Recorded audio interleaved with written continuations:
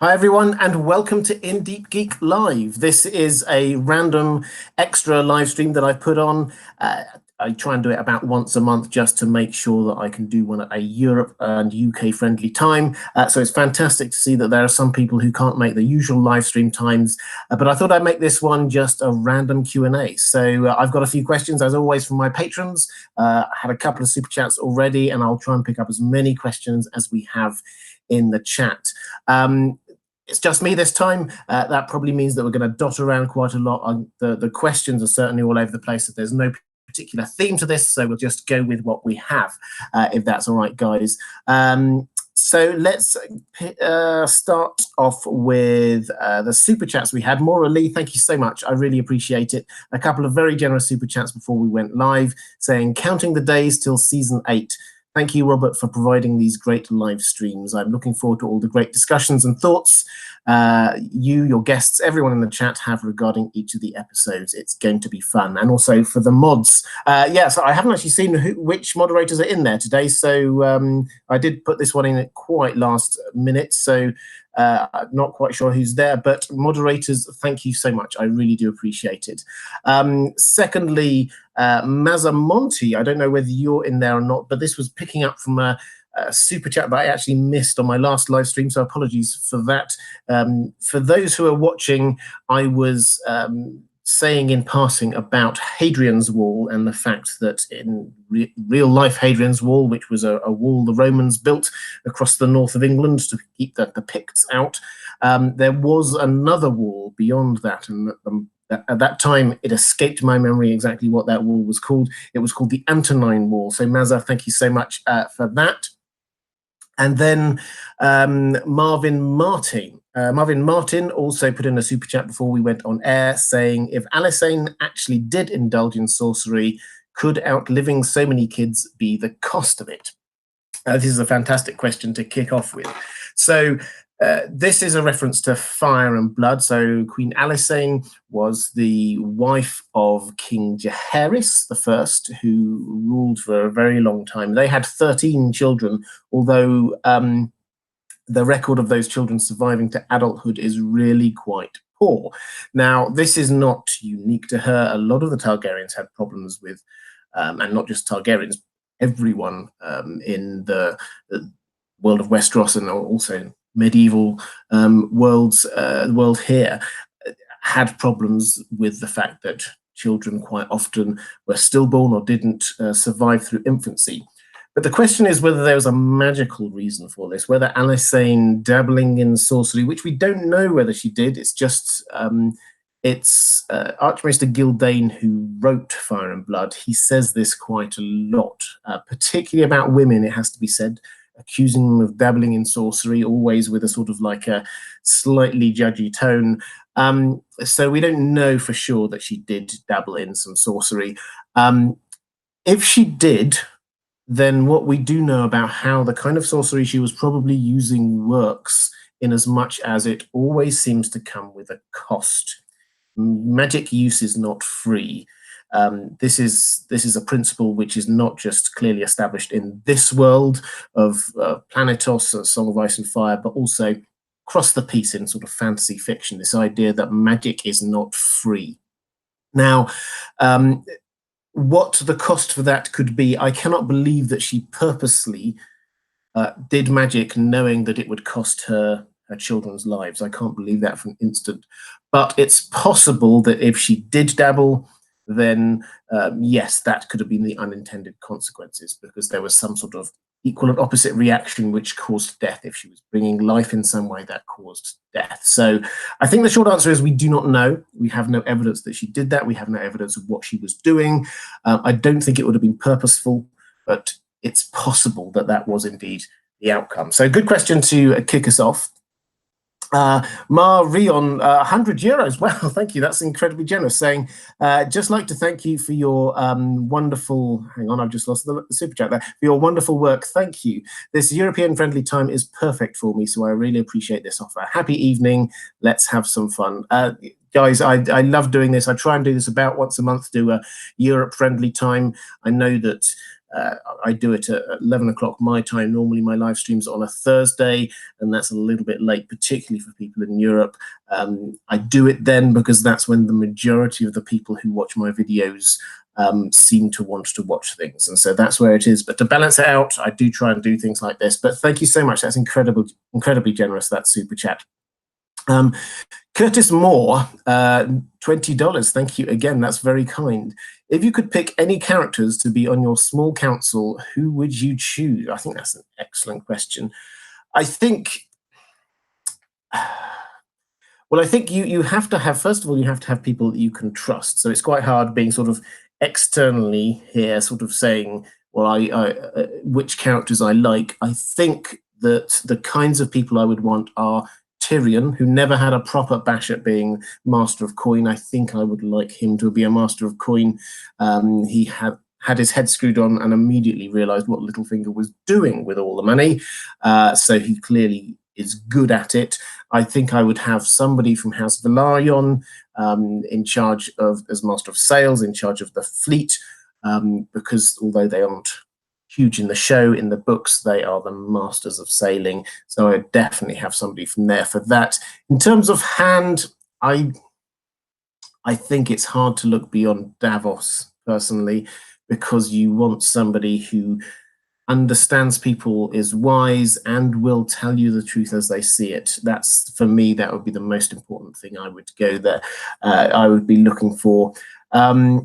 And I don't know who else I would go for. Perhaps someone like the Queen of Thorns, just to round it out as a member without portfolio. I think she would be perfect at just about anything, sitting on the small council, knowing which levers to pull at all times. I think that would be absolutely perfect.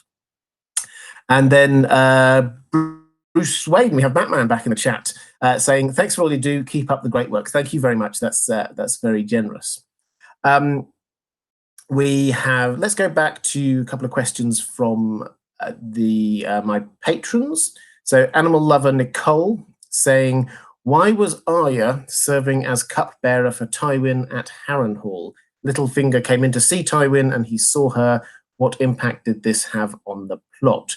So this was way back in season 2, I think it was, when Arya was at Harrenhal, and she was there, and she became a servant to Tywin, who was holding Harrenhal at the time. And they had a couple of little chats, and there was a good little bit of banter that went on between them. Littlefinger did indeed come in. He did see her, didn't say anything. The question is what impact that had on the plot. I think my short answer is not much. This was a show-only thing. It wasn't in the books. I think that they included it largely because they liked Charles Dance, they liked Maisie Williams, they thought that they would work well together, they thought that would help develop both of their characters. And I think it did, incidentally. I think this is one of the best scenes that the showrunners added in that wasn't in the original books. I think that they did that one really well. I think it worked really well for the character of Arya, getting to understand her a little bit better. I think it perhaps works slightly less well for Tywin. I think that the Tywin that we know about probably would have been a little bit more inquisitive. He clearly didn't think or didn't believe her cover story. He clearly thought that she was a noble woman from the north, but then he just seemed to let that go, which seemed a little bit out of place. In terms of how this impacted on the story, I don't know. If I were to sort of speculate or perhaps try and be generous to the showrunners, the fact that Littlefinger knew that Arya was still alive when pretty much everybody else thought she was dead may have influenced what he did later on. Because in the show, obviously, Sansa is married off to Ramsay. In the books, then the Boltons, they get this character called Jane Poole and pretend that it's Arya. And that is the way that they marry that person to Ramsay, and that is the way that they try and get their claim to Winterfell. So if I'm being charitable, I would say that perhaps Littlefinger, knowing that Arya was alive somewhere would have been able to say, you know what, pretending that someone was Arya Stark might not work because she is still running around somewhere. She could just suddenly turn up and show that you're just making stuff up, and that's why he put Sansa into that position. So perhaps that's why. But in terms of the longer term, I don't think it made a huge amount of difference. I think that Tywin didn't do anything with the information. Arya didn't do anything with the information, and Littlefinger, if that wasn't the case, I don't think Littlefinger did anything with it either. He wasn't surprised when she re-emerged up at Winterfell much later. So I think the short answer is probably not a lot, but possibly it influenced in the show universe a couple of things that happened with Sansa.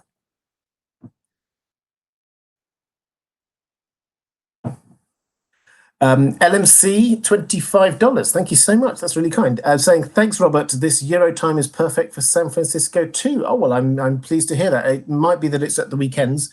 Perhaps that works. Thanks for the flexibility, and the work you've delivered in the last few weeks has been especially spectacular. Well, thank you very much.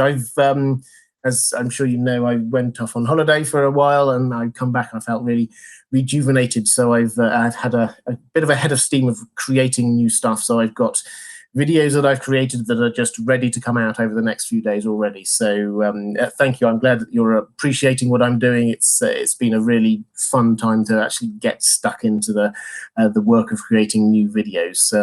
It's all in the build up to season 8, and season 8 I'm going to be doing a lot of work. So hopefully videos most days. So we'll see how we go with that. But thank you. I really appreciate that. Anime lover Nicole says, will you get a purple Gemma shirt? Thanks for the Euro time. Well, you're welcome for the Euro time. I didn't know that Gemma was putting out purple Gemma shirts, but of course I would love to have one.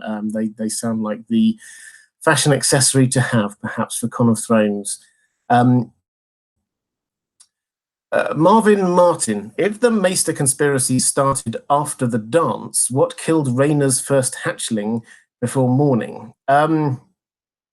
I think that's a level of detail that I have to admit I always on these ones where I do ask me anything. There's moments when I have like a complete mind blank. That specific detail, Marvin, I'm afraid I can't remember specifically, but my general thought is that in terms of the Maester's conspiracy, I think that yes, they have been working for a long time to be trying to rid the world of dragons and magic and things like that. And that, I think, they enabled or helped the Dance of the Dragons, because let's not pretend that they killed most of the dragons themselves. It was the Dance of the Dragons. The Targaryens killed each other and the dragons as they went along. So that was what killed most of them. So most of the Maester's work was, although I think that they were involved in the Doom of Valyria, I did a video on that ages ago if you're interested, most of their work, I believe, was indeed poisoning the dragons after the Dance of Dragons when there are only 3 or 4 left. So I don't think that in specific answers to your question, I do not think that the Maester conspiracy started after the dance. I think that the Maesters were happily encouraging the dance, and I think that their interest in getting rid of the dragons went back hundreds of years, 300 years before that as well, a couple of hundred years before that as well. Let's have a look. We've got another question from Shadow Fox. Thank you so much. Rob, Jon, Bran, and Rickon are all named for important men in Ned's life. Who do you think Sansa and Arya are named after? Also, thanks for the work you do. That's a really good question, actually. I do not know. My guess is that they are probably going to have been at least partly named by Cat. I think that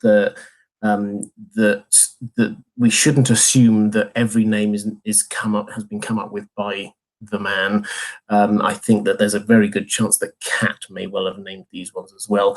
That's something that I think I will ask my friend Gemma, who is the holder of the world's greatest family tree of Game of Thrones, and to see where else Sansa's and Arya's come from. And what I will do is I will pick this one up, Shadow Fox, and I will answer this in my next live stream if I see any names on there that could have been any inspiration for it.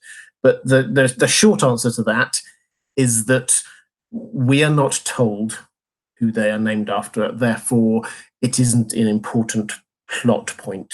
So that's where we sort of come from on that one, I think.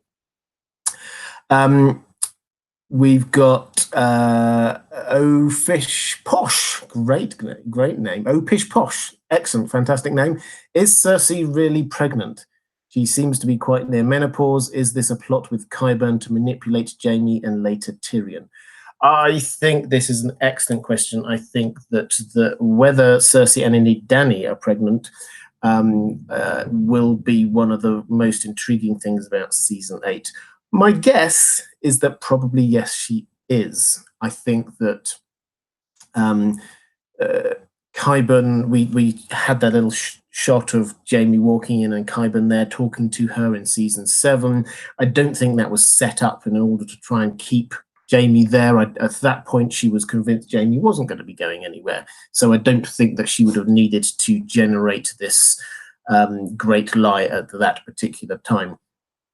Now, so I think she probably is pregnant, but I don't think that she will have a baby. I don't think that that's the way that this is going to go. Whether she gets killed before the baby is born, or whether the baby is lost in some way, I don't know. But I don't think we're going to have her having another baby, if for no other reason than the prophecy of Maggie the Frog that says that she has 3 children. They've already kind of messed around with it, I know, on the show by saying that she had a child earlier with Robert Baratheon that was then lost, but I don't think that, certainly in the book, she'll have another child, and I don't think that on the show they will go down that route either. Tokin Joe, $20. Thank you so much. Hello, Robert. Could you speak on the Hound actually seeing something in the flames? Could that have been because he actually played the role of the gravedigger, and that's why R'hllor let him see something in the flames? Okay. That deserves a swig of water because I've got a few things to say on this one. So the Hound is not a believer in the gods, any gods, really. What happened was that we had Thoros of Myr, who was looking into the fire and doing the magic to create the vision, and then called the Hound over to see what was there. It's the same kind of thing that we saw that Melisandre did it and called Stannis over, and Stannis was looking at a few things. It seems to be something that the priests of R'hllor seem to be able to do, is to get the visions in the flames and let somebody else see them. Do I think that R'hllor let him see something in the flames because of this? No, I don't. I think that was purely Thoros showing him a thing in the flames. I think that R'hllor's active role in both the books and in the show is often overstated. I think that there will be nothing that we can specifically point at and say, you know what, that is when the Lord of Light was working. All of these things, they are magic, but we do not know that they come specifically from the gods, as it were. So I don't think that the show is going to be going down a route of saying, well, this is why R'hllor was made this happen or made that happen. People like Melisandre will believe it, absolutely they will, but that doesn't necessarily mean that we should. I think, in fact, I would go as far as to say, if Melisandre believes something, then we should probably take it with quite a big pinch of salt. So I hope that one clears that one up for you. I don't think that this was a power play for the Hound's soul in any way. Maura Lee, $20. Thank you so much. Maura, really, I appreciate it. It's astonishing. What great story can we look forward to hearing on the well-told tale next? Well, thank you. That's not a planted question, but I really appreciate it because it gives me a chance. The short answer is I do not know.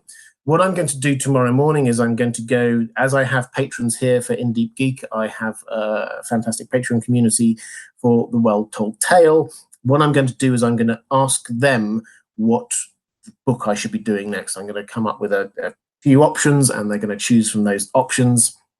And I will probably do one or two short stories, like one-off short stories between now and season 8 of Game of Thrones, and then through season 8 of Game of Thrones we'll be reading a whole story all the way through from beginning to end. And for those who don't know, by the way, I should probably just clarify, The Well Told Tale is my second channel. That's a channel, it's an audio narration channel, so it's me reading what I consider to be the finest science fiction and fantasy stories there are out there. I'm doing classic science fiction and fantasy at the moment, so covering things like The Call of Cthulhu by H.P. Lovecraft, Frankenstein by Mary Shelley, did some Edgar Allan Poe a couple of weeks ago, that kind of thing. So we're doing the absolute masterpieces. So the short answer is I don't know. That's going to be from my patrons side. Wow, guys, there's so many fantastic questions coming through here. It's sometimes hard to keep up, but keep them coming. Glenn Carter, thank you so much.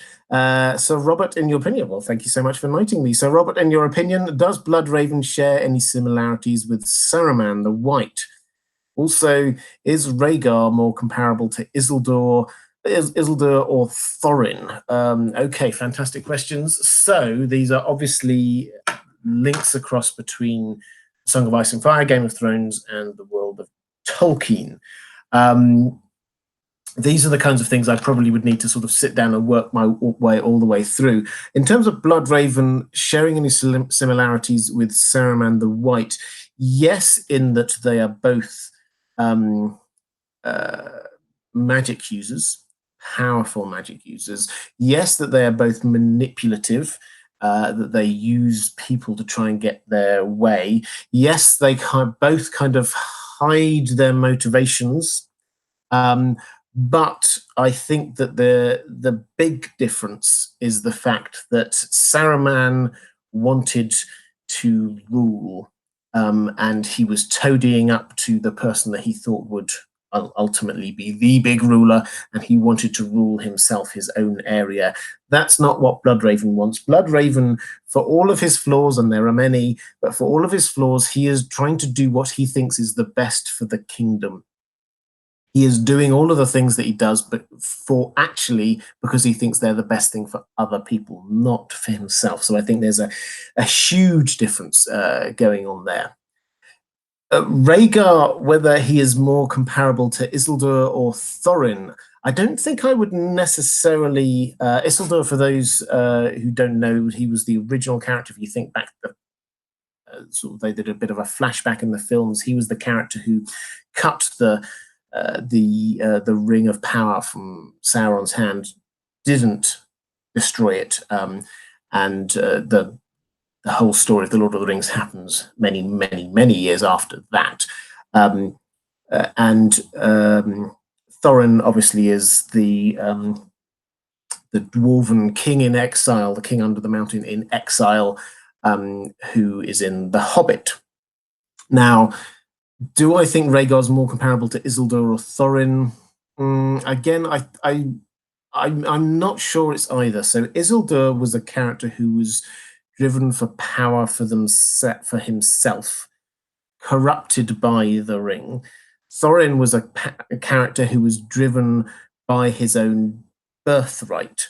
I think that the better analogy, actually, there might be a video in this in a year or so's time, a better analogy is probably Thorin with Daenerys, who has lost something that they believe is their birthright and is willing to do anything to reclaim it. So I think that is a much stronger Thorin analogy. As for Isildur, I think possibly there's a sword that was broken theme. I've talked about this a couple of times before. I think with LML, so his sword was broken, and that was the broken sword that we see Aragorn kind of looking at and was reforged. And there's a kind of a motif that perhaps the last hero broke a sword and things like that. So perhaps that's a greater analogy for Isildur rather than Rhaegar. Rhaegar, I don't think necessarily, haven't thought about this in huge detail, necessarily has a particular analogue across into Tolkien. But fantastic question. And I am, incidentally, Probably going to be starting to do a few Lord of the Rings Tolkien videos after season 8. So after season 8, or up through season 8, everything is focusing on Game of Thrones. After season 8, I'm going to carry on doing Game of Thrones videos. Don't worry about that. I'm going to keep up the same level of output. The Traveler's Guide is going to carry on and all the rest of it. Afterwards, though, I'm looking to expand out to other areas as well. And I've been asking, again, my patrons, my In Deep Geek patrons, what they might be interested in me doing. They were most interested in me doing things to do with Tolkien and Lord of the Rings, which is fantastic because that was something that I was particularly interested in doing myself. So there will be some material there on the books and also as a build-up whenever they get around to actually filming it and producing it to the TV show when that happens.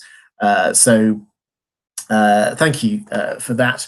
And while I'm on the subject of Patreon, because I've mentioned it a couple of times, if you don't know what Patreon is, it's simply a way to support creators that you appreciate what they do and get access to some extra things that they do. So I'm on Patreon. I know a lot of other creators are there as well. If you want to support this channel, if you want access to some extra stuff that I do just for my patrons, one of the things, as you'll see here, is that they get a chance to have priority questions answered, but also I do extra recordings of things for my patrons. Please check out my Patreon page. There is a link down in the description. Brett Stevens, how do you think Jon will react to his lineage? Not well is my short answer. I think Jon is not a person who has ever sought power. Every time he's been made something, Lord Commander of the Night's Watch, the King of the North, it was people giving him the power rather than him particularly wanting it. So I don't think that he's particularly going to be that excited by the news. There's also obviously going to be the Dany issue going on, that he will discover his relationship with her. I think fundamentally, though, where this is going to go to is the point where he goes, I can't deal with this right now. I think it will make a lot of sense to him on some levels with the fact that he seems to get on okay with dragons and all the rest of it, but I think he will just go, I can't deal with this right now. We've got a massive war about to happen. I'm going to deal with that first, and then after that, worry about what happens with my lineage. But I don't think he will want to be doing a huge power grab or anything like that. Bharat Chauhan or Shorhan, not entirely sure how you pronounce that. And that's 400 of a, not entirely sure which currency that is, but thank you, that's very good. I can't see a question attached to that. If there is one, please do drop that in somewhere. I'll try and get to that if I can see it. But thank you so much for the super chat. And let's have a quick look. We've got Shadow Fox again. Thank you. Book mainly question. If Arya gets back to Winterfell, will she be able to see past Mel and Mance's glamour? And if so, how could it impact the story? That's a fantastic story. So fantastic question. So in the books, Melisandre has been doing some glamoring. Obviously on the show, we know she's glamoured herself so that she looks a lot younger. But also in the books, then although she put on this big show of killing Mance Rayder, actually she didn't. She disguised somebody else, another character, show-only character, really, a book-only character, really, Mance as that character, and now he's gone off on a secret mission. So I think that whether Arya is able to see past these glamours, I'm not so sure. I think that and this comes down fundamentally to the difference between the faceless men and the first swords of Braavos. If you cast your mind right back to when we had Syrio Forel, and he was telling the story of how he got the job in the first place as being the First Lord. And that was simply seeing things for as they were. And that appeared because he was a protector. That seems to be the sort of the skill that is being used as a protector of the Sea Lord, which is what you need when you've got lots of assassins who are being disguised, wandering around all over your city. The protectors need to be able to see through the magic to what a real person is, rather than the faceless men. That Arya's skills seem to be more not seeing through magical glamours so much as seeing the truth of things, if that makes sense. Might she see the truth of Melisandre and Mance? Well, quite possibly, but I don't think by that point it's actually going to make a huge amount of difference to the story.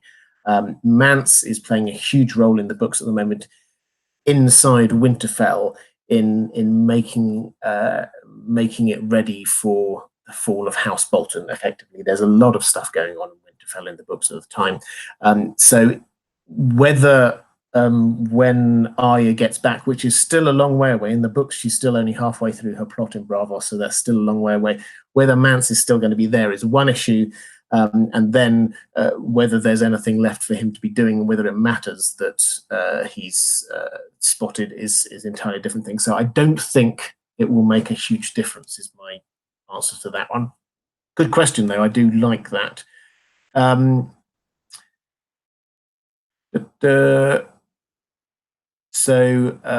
Lover Nicole, thank you so much. Arya Flint was Lyanna Stark's mother. And I think Sansa could be a northern version for Minisa. There is a Sansa Stark. Well, thank you. This is going back to a question earlier on about who Sansa and Arya may well be named after. I'm definitely going to go away and do that, actually, guys. I will go away and have a think about who they might be named after. So thank you. I think that's really, really helpful. And we had... just spotting a couple of things as we go past. Jamie McKenna saying, thank you for another wonderful Traveller's Guide. You're welcome. Will those continue during season 8, or are you going to hit the pause button on them during the season? You know what? I haven't actually decided yet. I know what I'm doing most of the time during season 8. I haven't yet decided whether to make the video on a Friday still be the Traveller's Guide, or whether to be doing videos on the things that come up during the season. I might play it on a kind of week-by-week basis, to be honest, because what I would like to do, as well as doing a breakdown, I'm going to do 2 live streams per week. This my normal Thursday one, and also one on Sunday before the show. I'm obviously going to do a breakdown of each episode, and I'm going to do a breakdown of any trailers we get. Beyond that, I would like to do at least one video each week on whatever the issue is, the question is, the thing that people are debating after each episode. If you remember back to last season, there was a bit when everyone was debating what are those signs on the wall, and so I would want to do a video about that kind of thing. There's a debate about why was the baby Jon actually called Aegon. So I want to do a video about that, the equivalent of that in season 8. So I definitely want to do that. If I have time, perhaps I'll do a Traveller's Guide as well. But let me know in the chat if you would like me to carry on doing the Traveller's Guide through the season, or just pick it up after the season, or if you'd rather have more of that kind of video about what's happening in season 8. I think that would be really helpful. Thank you.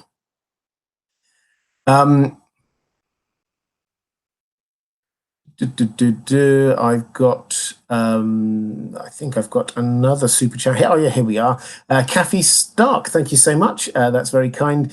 Feeling positively giddy that you will be delving into Lord of the Rings, Robert. Oh, I'm really pleased about that. Love your analyses of all material, and especially the well-told tale. Thank you. I really appreciate it. It's the Lord of the Rings is something, as I know from many people, it's got a really special place in my heart. It was the first massive fantasy story that I read. The films are amazing, and I've delved into it so much. So to explore that with you guys will be absolutely fantastic. I'm going to, over the course of the next few months, I'm going to reread everything again, everything that Tolkien wrote on it, Silmarillion, Book of Lost Tales, and all the rest of it, as well as Lord of the Rings and The Hobbit. And so I'm really looking to just sort of get in there and start answering the kind of questions that people do ask about Tolkien, because there's a lot of stuff in there, and a lot of links across to Song of Ice and Fire, of course, as well. Let's flick back across to the questions from my patrons. Andrew Curzon says, you have mentioned or asked the question of why Ned did not return the bones of the fallen at the Tower of Joy to the north. Is it possible that the reason he did not return them is because he knew that one day the others would move south eventually and he was trying to spare them the fate of becoming whites? Just a thought. Well, it's a very interesting thought. I think for me the answer is probably no, because he did return some bones to the north. He returned the bones of his sister, Lyanna. So they did come to the north. If he had got this inside knowledge that we've got no other hint that he did have some kind of inside knowledge that the others were coming. If he did have that kind of inside knowledge, I suspect he wouldn't have returned Lyanna's bones unless he thought that there was some specific reason for the bones to be there. And I don't think that he did think that there was a specific reason for the bones to be there, other than that's what happened to Stark bones. So although I like the idea and I think the logic's good, I think that there is another reason. I'm going to get onto this quite soon in my videos. I think that there is another reason why Ned didn't bring the bones back, because it has to be said, this was a big deal. Ned was a very honorable man, and the fact that he didn't bring the bones up was a cause of some contention with some of his most important bannermen. So we see in the books, we get Lady Barbary Dustin, who just got married, and her husband went down south with Ned Stark, and Ned brought his horse back, but didn't bring his bones back. Now, that strikes me as a really odd thing to do, to bring the horse back, but not the bones of the dead husband. Particularly when you know that out of all the bits of the north, the people who probably thought about and cared most about the dead were House Dustin, because they live in Barrowtown. This is where the Barrows are. It's all about, the whole landscape is littered by the graves of the dead. Ned would have known this. Even so, by the time if he got up there, he'd suddenly realized that he'd made a mistake. He could have sent somebody back to collect them. He didn't. So for me, there is a much bigger reason going on here as to why the bones weren't brought up. But as I say, Andrew, I like that idea. And I think there's just a little bit more to it. Bharat Chauhan, ideas on what Howland Reed has been doing all this while. He sent Mira and Jojen out, but he has stayed back himself so far. Why? By the way, your channel got me into the book, so thank you for that. And the currency is Indian. Oh, it's rupees. Oh, well, fantastic. Excellent. Well, I'm really pleased that my channel got you into the books. That's the kind of thing that I don't see here, because this is literally, as you can see, it's just me at home talking to my computer. So I don't feel the impact of what I'm doing on the people who watch this. And so when I get these bits of feedback about what people have done, having watched my videos, or how it's impacted them, it means so much to me. So thank you for telling me that. I really appreciate it.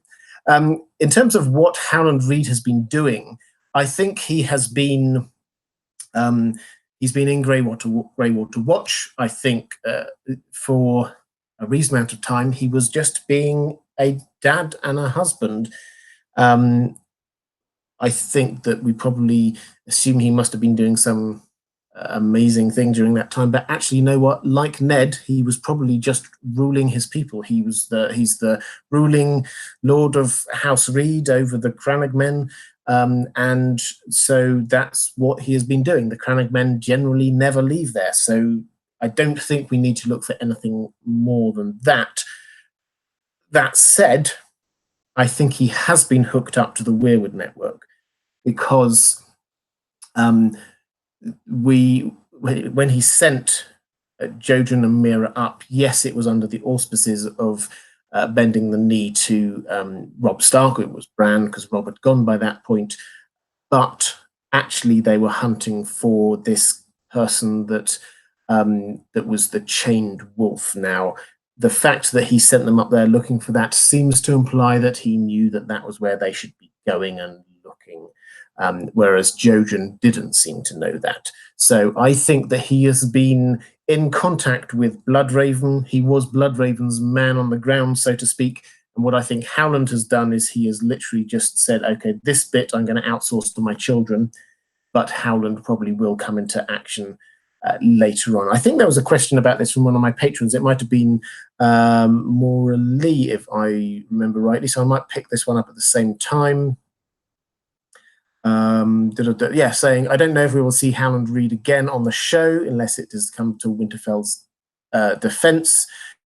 But do you think that he'll play a pivotal role in the last books? So, yeah, I think in terms of what he's been doing, he's being a family man, a husband, a father, and he's been hooked up to the Weirwood network, keeping in contact with Bloodraven. In terms of the future, I think that on the show, we probably won't see him. If we do, it'll just be as a little Easter egg. I don't think he's going to have a huge or important role. But in the books, I think that he is the person who is going to emerge as the main holder of the knowledge. I think he will have most of the revelations about R plus L equals J. And I think that we will discover that he is a talented green seer of a type.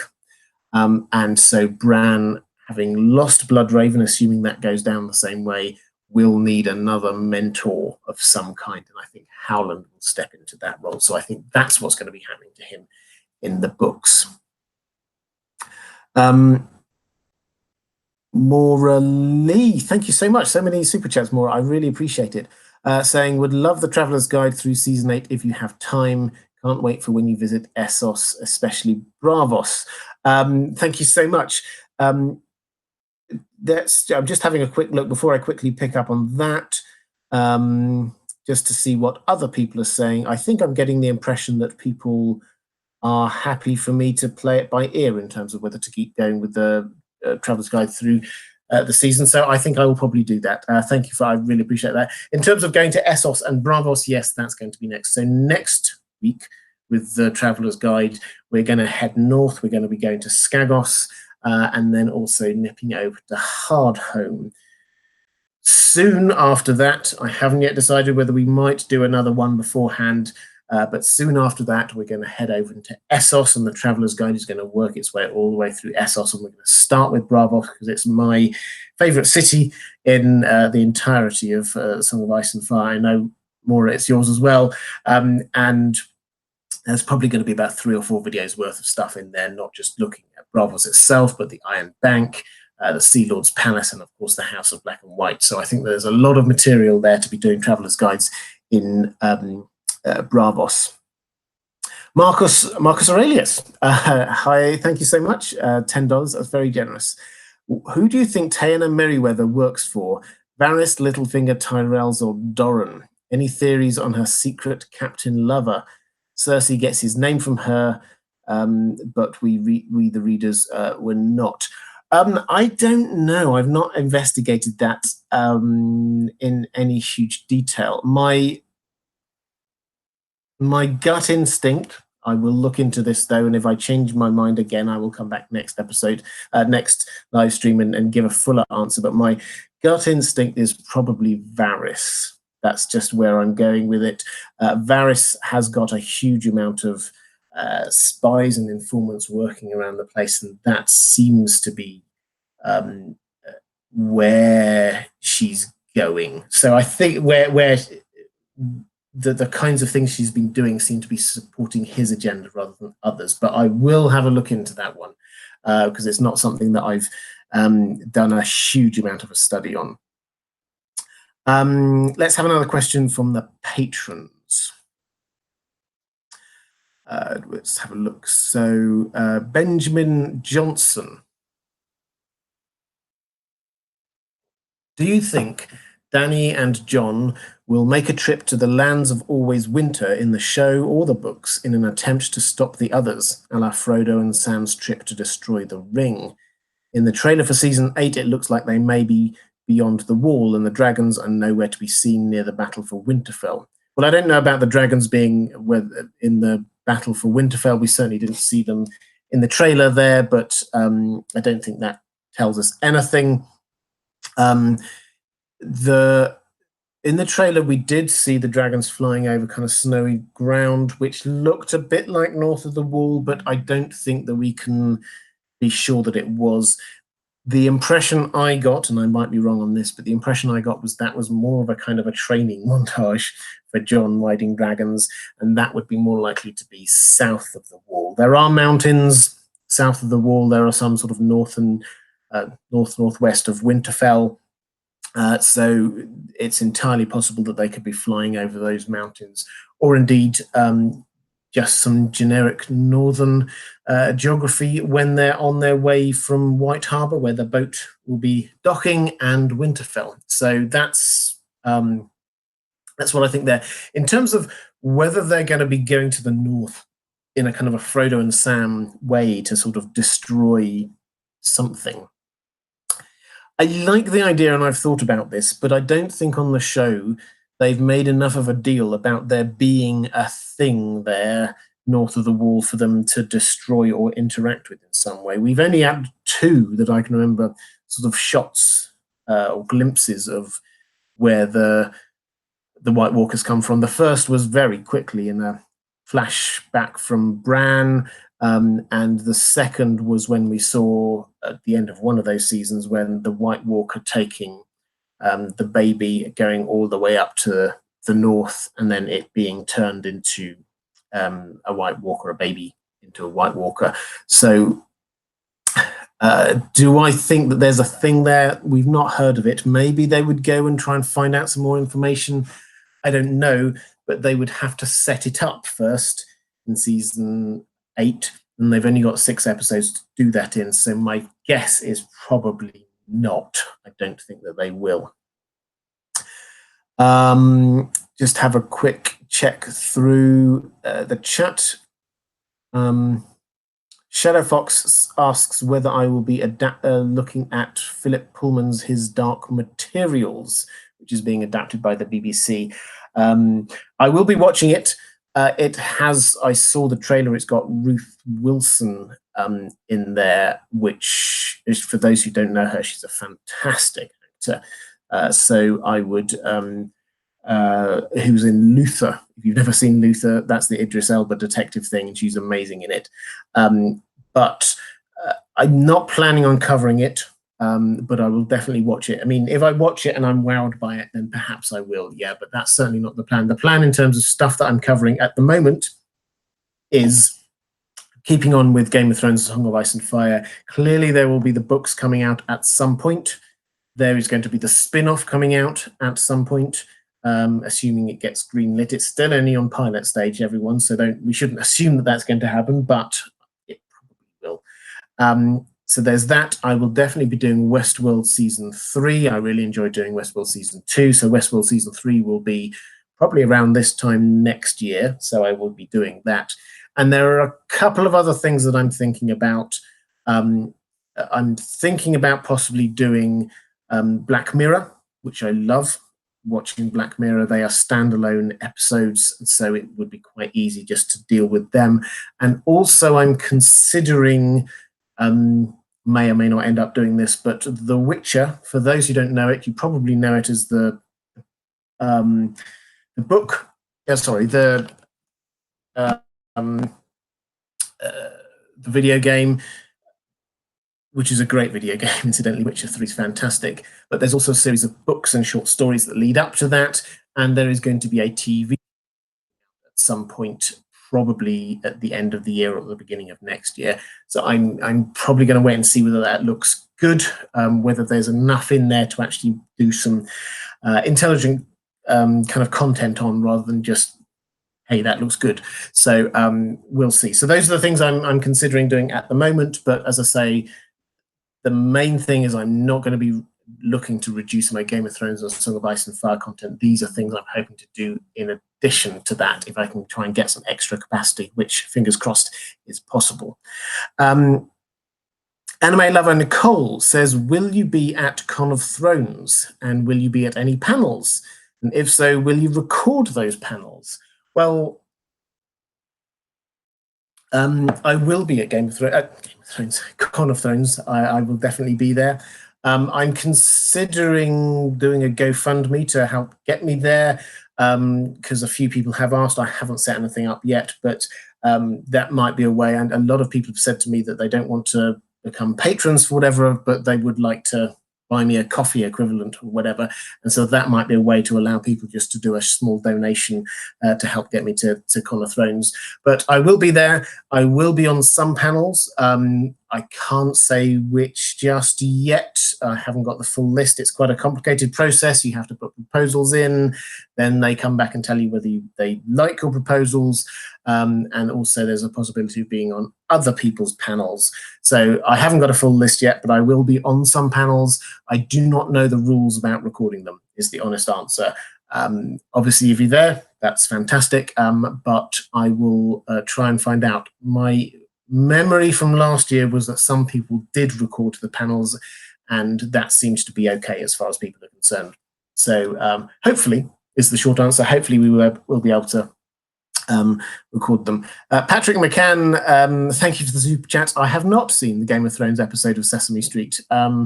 In fact, it may shock some people. I don't think I've seen any episodes of Sesame Street, so apologies for that. But thank you for the super chat anyway.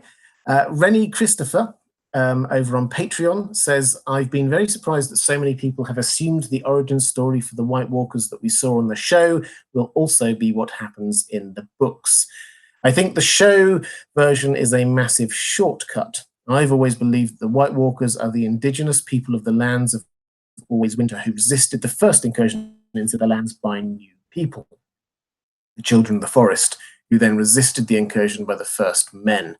So I think we're reasonably certain now that the version that we saw on the show is what they're going with on the show, that they were created as a weapon against humanity. That seems to be where they're going. The question is whether that is what they're going to do also in the books. Now, my default answer is to say probably, because it makes sense. It has an internal narrative logic to it. It gives reasons why they existed in the first place, why they're doing what they're doing, why they've got the powers they've got, all those kinds of, well, they've got the weaknesses that they've got, all those kinds of things are explained by this idea of them being created by the children of the forest. On the sort of the side against it, the way that they're described by George R. R. Martin in the books comes across almost like another form of life. George R. R. Martin says that they're not undead, they are a different form of life. And they're described very much like sort of the elves of sort of European folklore. They're the She. They are very ethereal. They are beautiful, but they are horrible to behold. And that implies more the kind of them having always been there, having been there before humanity. So that on a thematic level, I kind of get that. But I think probably it's going to be as it is on the show. I think that makes sense. The language usage, and there's been a lot within the community. People like Joe Magician and others have done some great videos on the prologue to the first book. And one of the things that really comes out very strongly there is this fact that the language that is used for the others as they emerge, one of the few times we actually really see them in the books, it's connected with the language that is used for the children of the forest. So we're already being asked to be making that link between the two of them. And I think that probably implies that there is a link between the two of them. So I can see how the books might be different, but probably at this stage, probably it's the same. We will, I feel sure, get a much better understanding of this when we get to the Winds of Winter, because George R. R. Martin has told us that we're going to go further north than we have before. So given the fact that we've obviously gone as far as the Fist of the First Men, that implies that we might get to see a little bit even beyond that. We might even get to see the lands of always winter or something like that. So that would be quite exciting. I think we will learn a lot more quite soon. Let's have another question from one of my patrons. Morally says, we have seen POV, point of view chapters for most of the major characters. Are there any POV chapters of characters that you would love to see in the books, and why? Love this question. I would love to see chapters for Bloodraven, Howland, Reed. I would love to see another Melisandre one. And possibly one of the other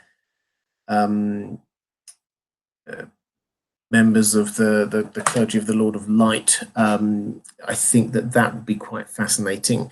But probably more than anyone else, because I think that the Howland one will be quite spoilery.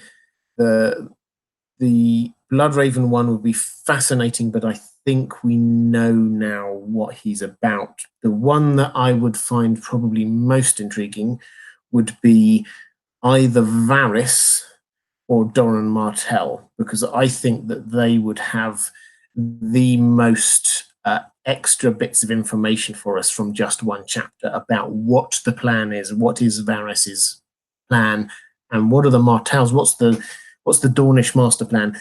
I will, after season 8, I'm going to be doing a few videos exploring that whole issue, because in the books that is a huge plot that hasn't really been brought across into the show. But what exactly the Martells are planning, what Varys has been planning, and how they interplay is going to be a massive part of the Winds of Winter. So I think those are the chapters that I would like to see the most.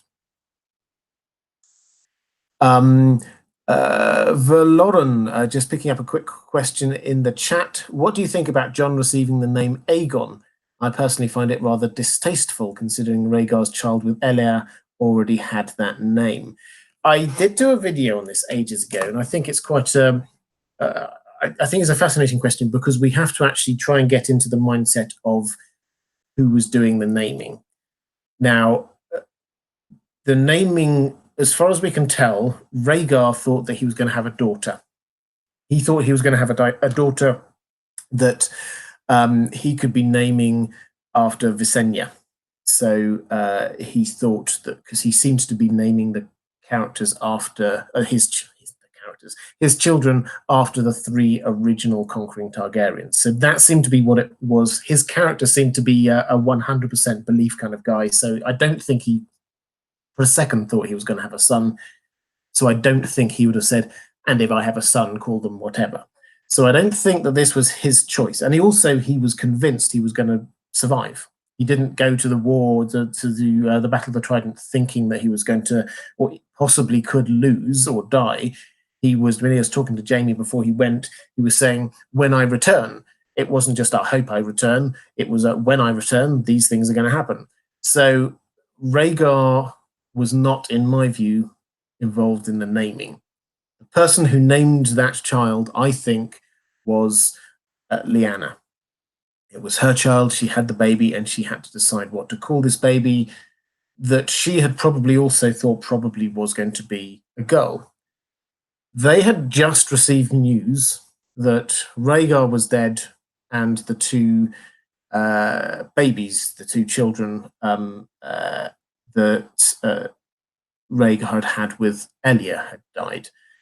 And I think it makes sense that she might have decided to name her baby Rhaegar's only remaining child in honor of the child who had died just then. That makes sense to me. I understand about it being a bit distasteful, but actually I think she would have probably seen it more as naming someone in honor of a child who had been brutally murdered. It makes sense. I don't think that the books will necessarily go that way, but I understand how the show might well have got there. Bryn Jones, a serious question first. Is Ole Gunnar Solskjaer Azor Ahai reborn? which is a slightly niche question for fans of both Game of Thrones and Manchester United. And I can confirm, yes, takes off his glasses. Yes, Ole Gunnar Solskjaer is Zora High Reborn, and Marcus Rashford is his Lightbringer. You heard it here first, folks. Secondly, who takes the lead in rebuilding Westeros after hostilities cease? I think it's a fantastic question. This is effectively, it's a two-part question, because the first part is who's going to survive, and then of those survivors, who's going to be actually leading in the rebuilding. Now, my starting point for this, I'm not alone in this, many people think this, my starting point is that it's going to be the cripples, bastards, and broken things who are going to survive. So who that leaves will be people like Tyrion, probably Sam and Gilly, the people who have been pushed aside, excluded by society. We'll probably see someone like Theon survive. We'll probably see Sandor Clegane survive. These are the kinds of people who will survive. I can tell you who out of those I would quite like to be doing the rebuilding and leading. Sansa, Tyrion, Davos, if he survives, I'd like those people to be in charge. I think Sam would be fantastic as a new Grand Maester or some equivalent. So I think that they will have the skills and experience there. But I always, against this question, I always slightly react and put in this note that I don't think we should expect necessarily to have this in either the books or on the show, this clearly 20 years later, this is what has happened. This is how everybody's going to be in place. This is what the structure of governance is going to be. I don't think it's necessarily going to be that clear cut. I think that the story will end when it reaches its natural conclusion, and it won't go on into the next story of and how they rebuilt afterwards. So it's not going to be like a fade to black kind of situation, but I don't think that we're necessarily going to see all of the ins and outs of who's going to be doing exactly what. In terms of who I want, Tyrion, Sansa, Davos, Sam, and Gilly, who seems to be extraordinarily talented at learning to read and also spot useful things in books. We have Hermione Granger of House Gryffindor with what I decided in my last live stream was Swedish krona, 200 Swedish krona. Thank you so much. Why was Rhaegar's first daughter not called Visenya? This makes me question everything. This is an excellent question, and it has made me question things too. And it's also the kind of thing that people come back to me on when I say, as I often do, Rhaegar was naming his children after the three original Targaryens. Now, my answer to this is, first of all, I will always try and be honest, I do not know, but what makes sense to me is that he was doing it. The fact that he was saying there must be three heads of the dragon and all the rest of it seems to imply that. The fact that he gave them those two names seems to imply that. But I think it's also to do with who he thinks those people will be like. So we don't know huge amounts about Elia.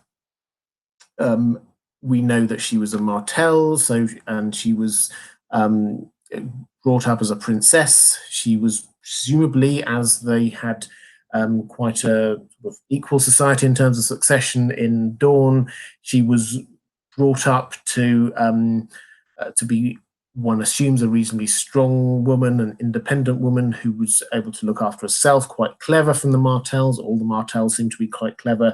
So she seems to be all of those things, but she does also seem to be quite sickly. She doesn't seem to be a particularly physical person. We never hear of her doing any huge outdoor activities, certainly no fighting or anything like that. That does not imply that her child, or does not suggest that her child is likely to be like Visenya, who was the great warrior queen. That implies that her child would be more likely to grow up to be like Rhaenys, who was much more of a lover of the arts and things like that.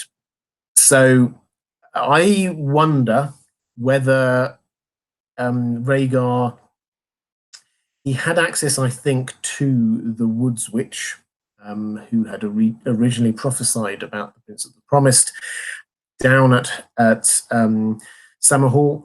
And I do wonder whether or not he knew in some way that Elia was not going to have all three of his children, and therefore he picked which the names to go with what he thought that that child would be. So he was looking when he was going looking for Lyanna, so to speak, he was looking for someone who would be like the mother of Visenya would be, if that makes sense. Lyanna was a great horsewoman. She was a fantastic fighter as far as we can tell. So yes, she matches what would seem to be what a mother of Visenya would be like. So that's my best answer to that. I don't think we have the evidence it's never written down anywhere that that was the case, but it makes sense to me, and it sort of adds up with everything else. So I think it's a good question. It's a question I have asked myself a number of times.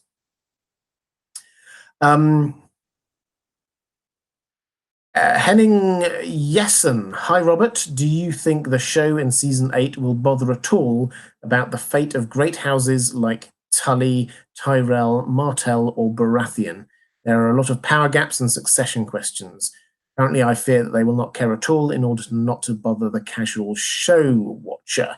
So, yeah, I think that we've learned the fate of House Tyrell on the show. They got destroyed. That was, I think, basically what they were telling us about House Tyrell. They haven't told us about any other Tyrells. So that seems to be what's going on there. House Baratheon, I think they've pretty much told us that fate at all. They've destroyed all of the Baratheons, with the exception, obviously, of Gendry, who is not currently a Baratheon, but he could be legitimized. So I think they will effectively tell us what's going on with House Baratheon. In terms of House Martell, I think they have, again, I think they've shown us what's happened with House Martell, that they've pretty much all been killed off or are currently languishing somewhere in the cells underneath the Red Keep.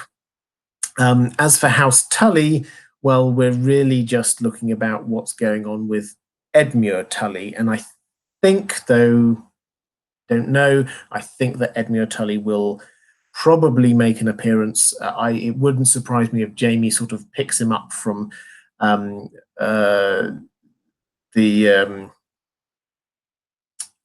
wherever it was he's captured. I can't remember exactly where it was he was captured, but was he a River Run? Possibly, but I think that Jaime is going to pick him up on the way north. So the answer to that is I don't think that they're going to sort of end it and say, and this is what happened to House Baratheon, this is what happened to it. I think they will show us the characters and they will give us a resolution on all of those characters. Geese Mulders, random super chat. Keep up the good work. Thank you so much. This time slot is great for me in Chicago as well. Well, it seems that I've come across a time slot which works for a lot of other people, and I'm really pleased about that. I'm going to keep my normal Thursday one, but probably when I do my once a month or so on a Saturday, this will be the sort of time I will do it at, and I'm so glad it's working for so many people. Lana with 50 Swedish krona. This is the only money I've got left. Well, thank you. That is incredible. After the Game of Thrones, would you consider do this kind of thing for Supernatural? It's also a TV series. I will have a look at Supernatural. Thank you. I am taking lots of people are suggesting lots of things. I've never watched it, is the short answer. So I obviously can't commit to doing something for that, but I will happily have a look for it and watch a few episodes. One of the other things people have suggested to me is The Expanse. I will also have a look at that, see whether it works. I think for it to be a thing that I do, it will have to be something that obviously that I like and I enjoy, something that I think that I can make good videos about. You know, the kind of videos that I do, that has to work with the kind of content. And also something I think that a lot of people would find interesting. So those are really the three things that I'm going to go with. But thank you for the super chat, and I will happily have a look for Supernatural. Jigs M. How did the Three-Eyed Raven avoid being marked by the Night King like Bran? Wouldn't he have spied as well and ran the same risks as Bran? Well, quite possibly, yes. I could certainly see that Bloodraven would have been doing the same kinds of things. There's no doubt about that in my mind. But we have to remember that by the time that Bloodraven did get hooked up into the tree, into the Weirwood network, he'd already been doing some sorts of magic for a long period of time. So he wasn't inexperienced, he wasn't new to this, unlike Bran, who was a child and had not really had much experience of this at all. Also, I think that there's a character difference between the two. Bloodraven generally is the kind of person who tries to stay back, stay behind the scenes, not be interacting with things personally. We see that when he's Hand of the King, but also obviously being the Three-Eyed Raven, that seems to be what he's up to. With Bran, he seems to, even though he lost the use of his legs, his character seems to be a lot more inquisitive, trying things out, exploring things, looking at things. Right back at the very first episode, he's climbing all over the place. He wants to see what's going on the other side of that window at the top of the tower. Didn't do him any good, but that showed a little bit of what his character was like, wanting to see and explore and understand. And later on, we see that he uses Summer, and then in the books a lot, he uses Hodor to go ranging around, exploring the caves all over the place, because he wants to actively go in and interact with things. So I think that there's a difference in character. So that for me explains why one person might run into trouble doing one thing and another wouldn't. Alex Clipfell, thank you so much. Do you foresee Dany giving in to her darker self? Oh, this is a controversial question. I'm going to have to get some more water. So this is really a matter of whether she's giving in to the sort of the Targaryen curse of, as I think it was Tyrion who was saying, the gods flip a coin when a Targaryen is born. On the show, I don't think that's where she's going. I think that they have kept her largely sanitized, by which I mean that they've emphasized a few more of her positive characteristics rather than her negative ones. I don't think that she will end up giving in to her darker side, though there are quite a few hints on the show particularly when she was thinking about taking on King's Landing, and her default reaction was, well, let's go and firebomb it, I've got dragons. And Tyrion had to go and talk her out of murdering tens of thousands, hundreds of thousands of innocent people. The question is, if she doesn't have a tempering influence near her, is she likely to give in to that? I think probably not on the show. In the books, it's slightly more convoluted because it's played up a lot more the fact that she was a child. I don't know whether you saw my Sansa video I did a few days ago. I think this is an overlooked fact that she was a child when she was going through that phase of being quite passive and not being a particularly sympathetic character. But Dany was also a child who was sold off in marriage to somebody that she never knew and all the rest of it. She had bad things happen to her too. In the books, the fight for her character and who she truly is right at a knife edge where we've left it. So she's had this character, Quaithe, who's been talking to her effectively in her dreams for a long time now, saying, remember who you are. The dragons remember who you are. You're a Targaryen, with the kind of the underlying message, Targaryens are fire and blood, they're invasion. You're reclaiming your birthright by going back to Westeros. Do not get sidetracked by being Queen of Meereen, which is basically what Dany was doing in the book. She got completely sidetracked to being Queen of somewhere where she didn't really understand the culture. That doesn't mean she couldn't do good things while she was there, but that wasn't the place that Quaithe wanted her to be in. Now she's headed off over to, on the back of Drogon, off into the Dothraki Sea. And I think that we will see her start to reclaim her Targaryen heritage. I think that we will see her burning down the Carls like we did on the show. I think that we will see her burning people who are attacking Meereen when she returns. I think that we will see her very swiftly launching her invasion fleet and going over to Westeros. So embracing her Targaryen self. Is that her embracing her darker self? Well, perhaps a little bit, but it's more the power which is the issue. The theme of A Song of Ice and Fire, one of the themes, is that ice and fire can both destroy the world, and Dany is personifying the fire. The potential is there. The question is whether she or what she does with that power and that potential.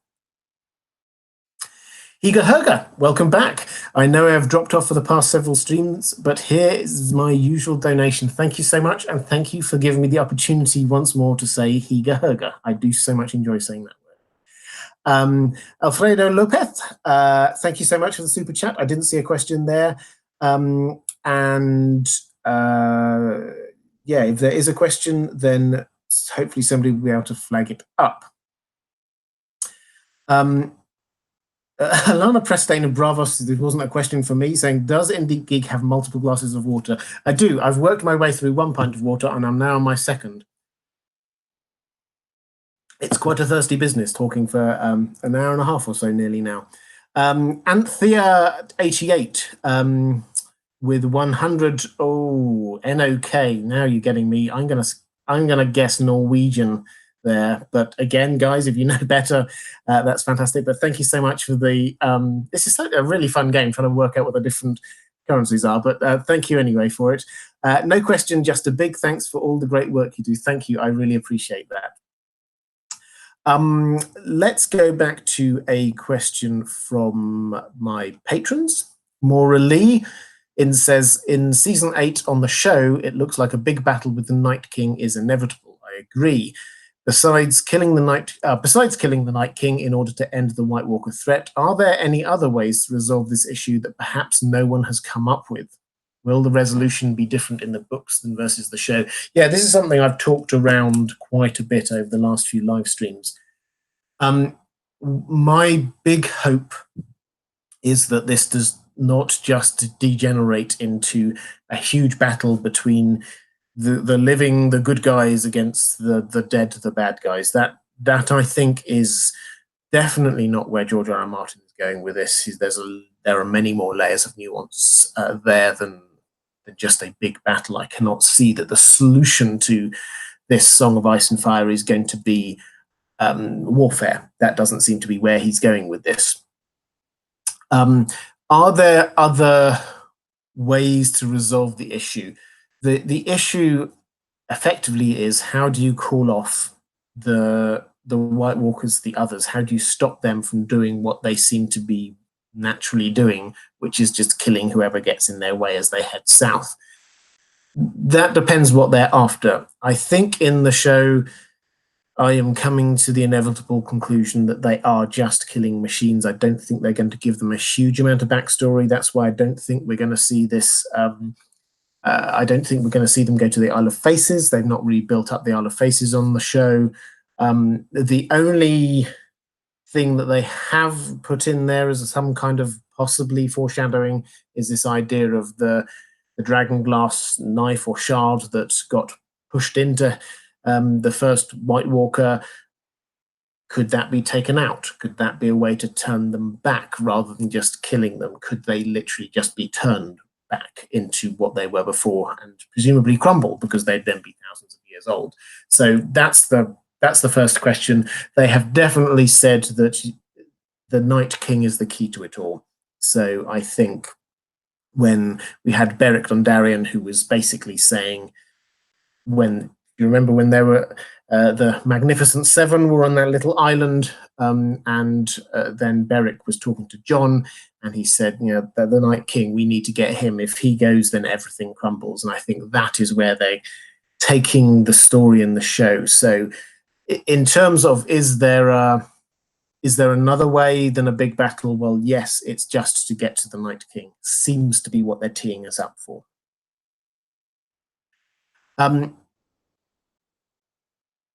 Torsten D says, I was wondering if you know how ravens work in A Song of Ice and Fire, if they are similar to carrier pigeons. They can only ever fly to their home or feeding place. I don't know if it's ever explained in the books, but it seems like ravens in A Song of Ice and Fire can do more, considering that they are sending ravens during the wars and the exchange of dead ravens. The training of new ones would have been impossible in those times. Right, this is, yeah, I'm very happy to talk about ravens. So ravens seem to have been used for a long, long time in the world of A Song of Ice and Fire to be sending messages. Now, what we hear rumors of is that they used to be able to talk. Ravens in the world today can learn words very can speak very well, actually. But what the implication was that these ravens in the olden days used to be able to talk. So you would tell the message to the raven would fly to where it's supposed to go, and then it would give the message. That seems to have died out, but there seem now to be ravens seem to be cleverer than most birds. Some of them, we are told specifically, are clever enough to know 2 or 3 different places that they could go to, which seems to imply that they're more than just carrier pigeons. And they do seem to fly reasonably quickly. And obviously, there seems to be some kind of way that people can warg into them. There's clearly this thing with J.R. Mormont's raven that Bloodraven seems to be able to warg into. So there is definitely more there. The suggestion is that they used to be working closely with the Children of the Forest, with the users of the old magic, as it were, and that over time that just understanding the magical connection has been lost. Ravens themselves perhaps have been bred not to be quite as clever, unfortunately, and so most ravens are glorified carrier pigeons, but some of them have some remnant of their previous glory and are clever enough to know a number of different places that they could go to. So that's what we know about them. There are also, incidentally, there are white ravens. We don't hear about this huge amounts. They have a tower of their own down in the Citadel. They're the ones that are sent out across the kingdom when there's a change of seasons, when the Maesters decide the seasons have changed. And they are said to be even more intelligent. So, but we don't know we haven't been told huge amounts about them.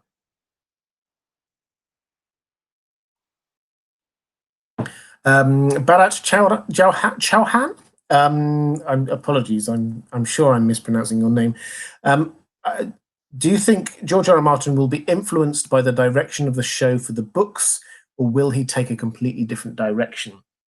White Walkers seem a lot like Zombie Army by now. Also, thoughts on LFC versus MCFC for the title as a United fan? Well, I'll tackle the last bit first, as this isn't a football live stream. I shall just do it very quickly. I don't want either of them to win it. Sorry. But the main question is that George R. R. Martin, he's not going to be influenced by the show to any great degree. The only things that he said is that there are a couple of characters who he loved on the show, so he may give a little bit extra to in the books. So this was one example he gave quite early on, was Osha. He thought that the actor, who I can't remember her name, who was playing Osha, was perfect, and he loved her, and he said she's not a major character, but I might give her a little bit extra in the books because I thought that she really rounded that out, brought that out.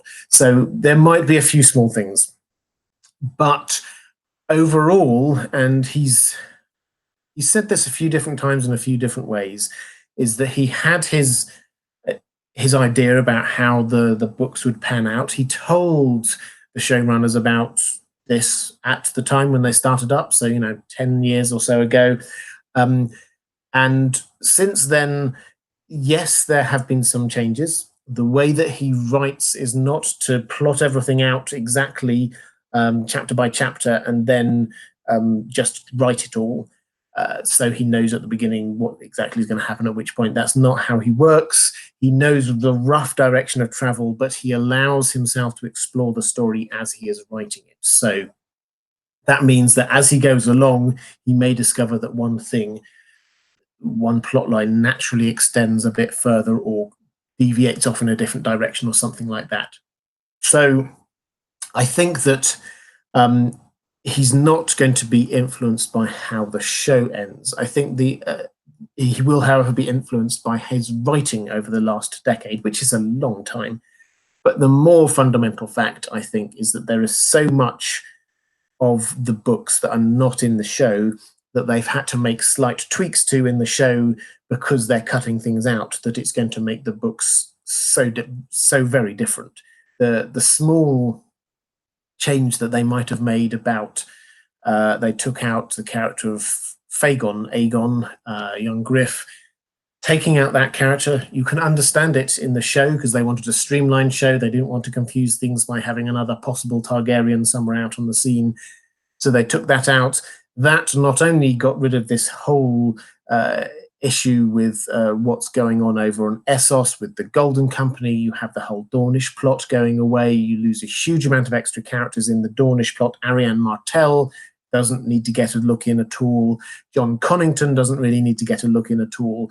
They're going to miss out a huge amount of extra stuff there. Darkstar, I suspect, is also going to get caught up in that. So we're going to have a huge extra thing that's going on with a huge amount of extra characters that just has not been in the show. So the books will be different, but they will be different because that's the way that George R. R. Martin has written it, and the show has done a concise version, chopping out huge amounts of it. So I hope that one answers that for you. Dakota Stanton, thank you so much. Being from a farming town makes me question that either A Song of Ice and Fire has a lot of dust bowls or they have much better farming methods than us. Yeah, so we don't see much farming in A Song of Ice and Fire. I think that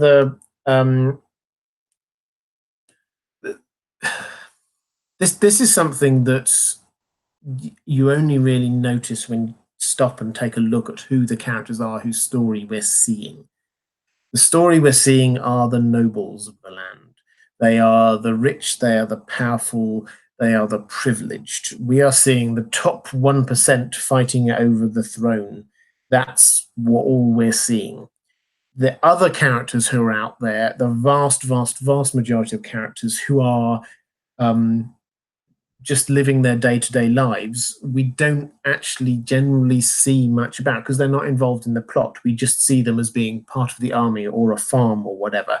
So although I understand that, I think that the point here is that George R. R. Martin sometimes just casually throws us in a little bit here about what's really going on in the real world and trying to get us to understand that actually there's huge swathes of stuff going on that we just do not know about. In reality, the kind of the farming system in Westeros, it's quite a digression, but the farming system in Westeros seems to be the North largely looks after itself. They obviously operate on a very seasonal basis, so they stock up a huge amount for the winter when the winter comes, and they also have a whole series of quite brutal ways to make sure that their population stays the right amount, right size, so that the people don't starve. So people voluntarily walk out into the snows to die in order to allow their children to survive. It's a very brutal life up in the north. In the Vale, I won't go through every different part, but just pick out a few. In the Vale of Arryn itself, huge mountainous regions without huge amounts of people in them, and one long valley which is incredibly lush, and that is where they get all of their food from. We don't ever really see it. We see the areas right at the edge of it, so we don't actually see the Vale itself, but that is incredibly lush. And then the biggest part of farming land is down in the Reach. That is, they export their food out to everywhere else. And the southern areas benefit from trade. So you get the big ports, you get the Old Town, Lannisport, Planky Town, King's Landing. I'll probably miss out a few. Gulltown and White Harbour, that kind of those ports around there, that's where there's a lot of food also gets distributed around. So there are farms out there. There is a thought through ecosystem of how the food works. It's very brutal in the north. In the south, they seem to have too much food in the reach, and that gets exported out to other areas. A couple of other questions. Dakota Stanton, that is a good point. I was talking about the long seasons, the reach growing food for 7 years straight. Yes. Okay, thank you. Sorry, this is picking up on what I was saying. Yes, they do seem to, and I think that basically the idea is that they produce an abundance, and what we don't see is whether or not they do the, and I forget it, I'm not a farming person, but allowing a field to lie fallow, we do not see whether or not they're doing that cycling through. The fact that they have long seasons with like 7 crops in a row seems to imply that probably they do allow certain fields to be fallow and sort of move them around like that, but it's not actually made clear because this isn't a story about the farming folk. This is a story, as I said, it's about the 1%. Shadow Fox, thank you so much. Dang wants to break the wheel. I think that's supposed to be Danny. Wants to break the wheel. How would you replace it? This is a very good question. And having said earlier on that I can't yet say which panels I'm going to be on at Con of Thrones, one of the panels that I should be on is one on how to govern Westeros, which is something that I've been thinking about a lot, which is what is the best system for actually governing. For me, breaking the wheel shouldn't mean just replacing one family with another family on the Iron Throne. I think that the Iron Throne has been shown to be this, like the One Ring, this is the thing which everybody's making a grab for, and it's causing huge amounts of pain and suffering, so there needs to be a new way of doing things. I agree. I would personally move more towards a sort of a council system where you have electors who decide on who the ruler is, rather than the this being done by whose son or daughter someone is. So I would have a system where each region has a leader or leaders, and they each form a sort of a council whenever a leader dies or reaches the end of their term or whatever, and that council decide on who should be leading the Seven Kingdoms going forward. That's my first instinct of how it is. I think that trying to move immediately to some kind of mass democracy wouldn't work in that system. That's logistically it wouldn't work. Some sort of elector system as a halfway house probably would. The Last Great Night, thank you so much. $10, that's very kind. Late to joining the live stream, but would love to hear your thoughts on where the Dorne plot is going or how it's going to end in the books. Keep up the great work. Okay, big question. So this is book stuff. Doran Martell wants to restore the Targaryens to power and wants the Martells to be the co-owners of that power, wants the Martells to be the main allies of the Targaryens. That's what he's about. He's aggrieved that the Lannisters kicked off the Targaryens and all the things that the Lannisters did. So Oberyn Martell is basically doing his own thing by going to King's Landing and trying to be killing Tywin and the Mountain and things like that. That's him going off on one. He also did a very similar thing immediately after Robert's Rebellion. He actually tried to raise an army within Dorne to be carrying on the war against the Lannisters, because he was that angry about what happened. It was Doran Martell who just calmed everything down and said, no, let's have a plan. So his plan seems to have been that he was supporting the Targaryens in exile, being Viserys and Dany, when they were up in Braavos. Yes, I believe they were in Braavos. I've done a video on it. If you're not quite sure about the house with the red door and the lemon tree, I'm convinced that was in Braavos, and I'm convinced that there's very, very strong evidence for that. He was supporting them and managed to broker a wedding agreement or marriage agreement that Viserys would marry his daughter, Arianne. So that was going to be the plan. However, there seems to have been a reason that the Targaryens got kicked out of Braavos. Now, my best guess, we haven't got this information yet, but my best guess is that there was a change in political leader in Braavos, and it became apparent that the Targaryens were no longer rulers in waiting. Robert Baratheon had solidified his hold on power, and therefore there was no need to keep them there any longer. So then they headed off and wandering around Essos all this time. Doran Martell was keeping an eye on them still, and now he seems to be in the situation where he's hedging his bets. He sent one of his children off to try and find Dany, and the other of his children off to try and find this person who's claiming to be Aegon, because he doesn't know which one is the best bet. So he sent both of his children off, and the idea being that they could marry into them, and they can, whoever wins, he's backing both horses. So at the moment, he is just going off to try and see what happens. He will soon discover that the Quentyn, his son, met quite a hot and grisly end in Meereen, so that's not going to work. So I suspect he is now going to be putting all of his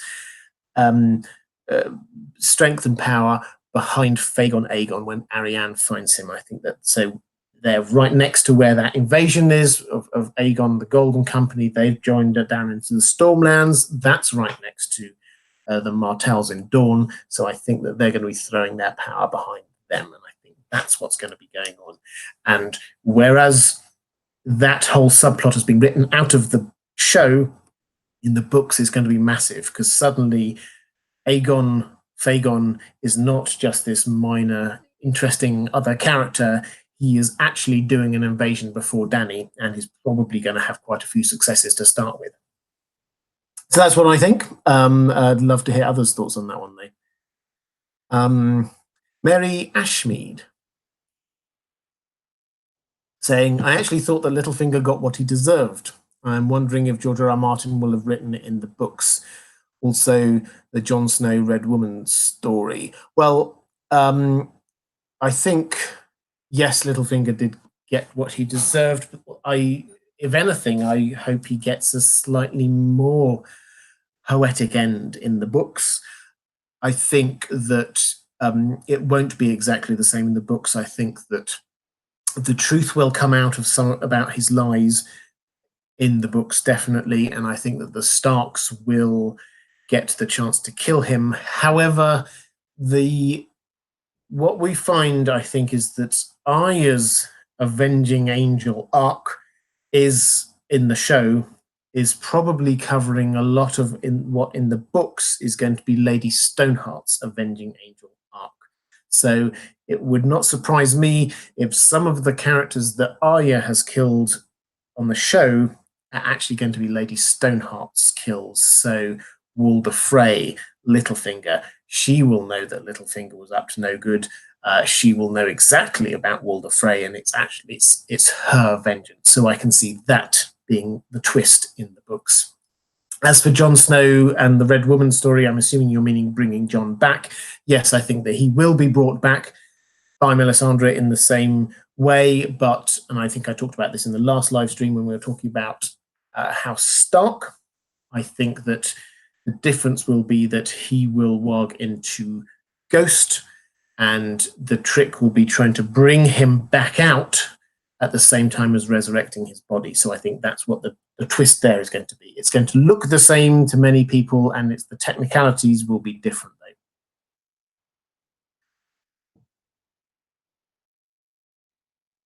though. Mazamonti, what do you think of the theory that Bloodraven warged Willis, not Bran? It's very well laid out. I've not read that theory, I have to say, so I'm going to have to pass on that.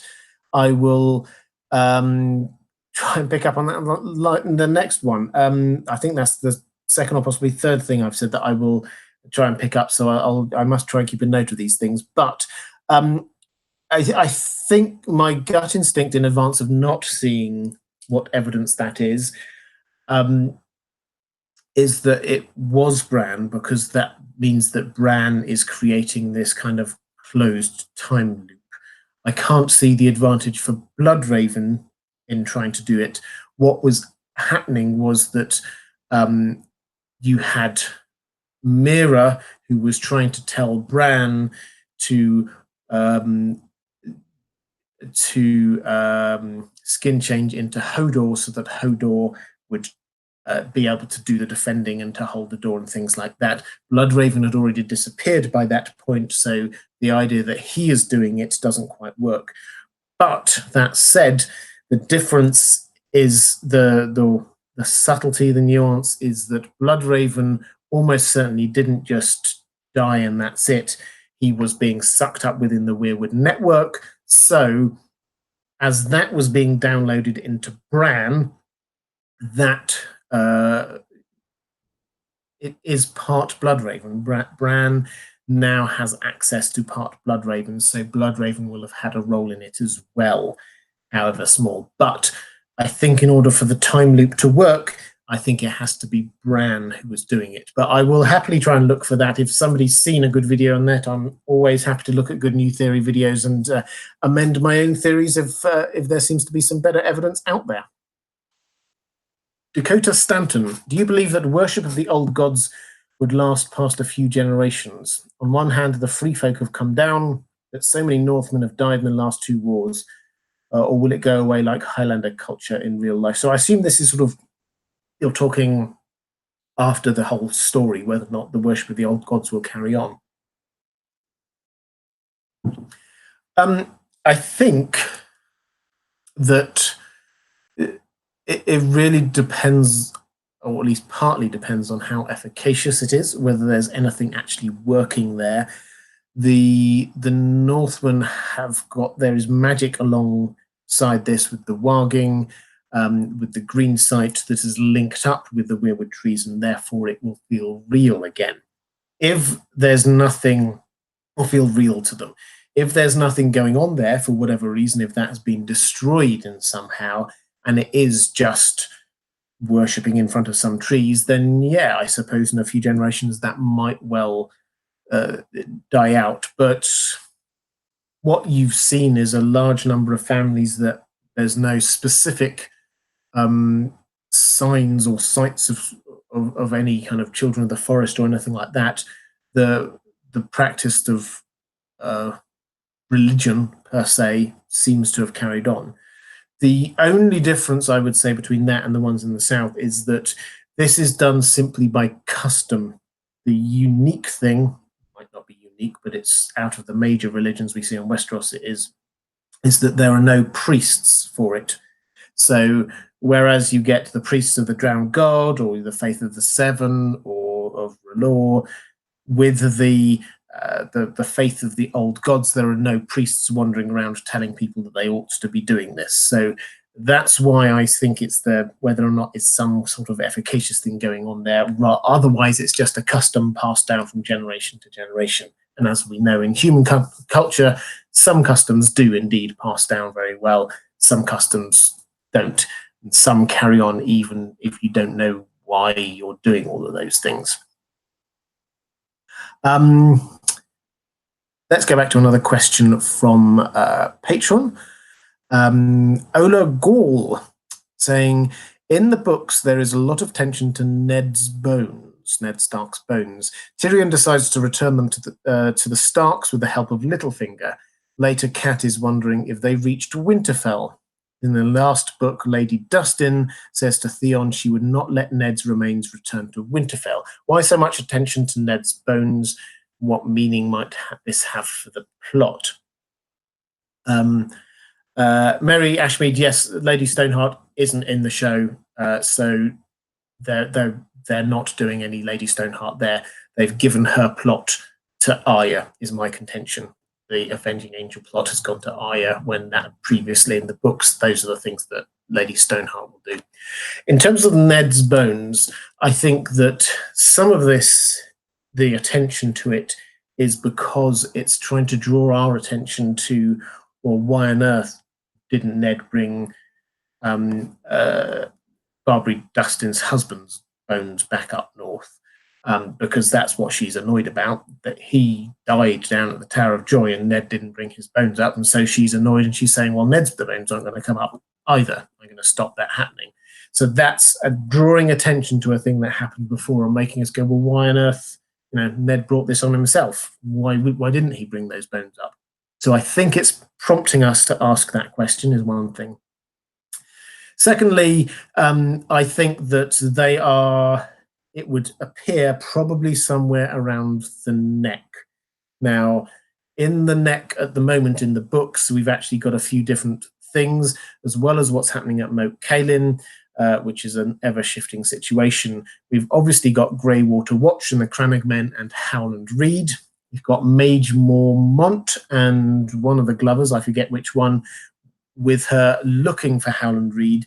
And also we have some Silent Sisters who were sent north with Ned's bones, who are somewhere around there as well.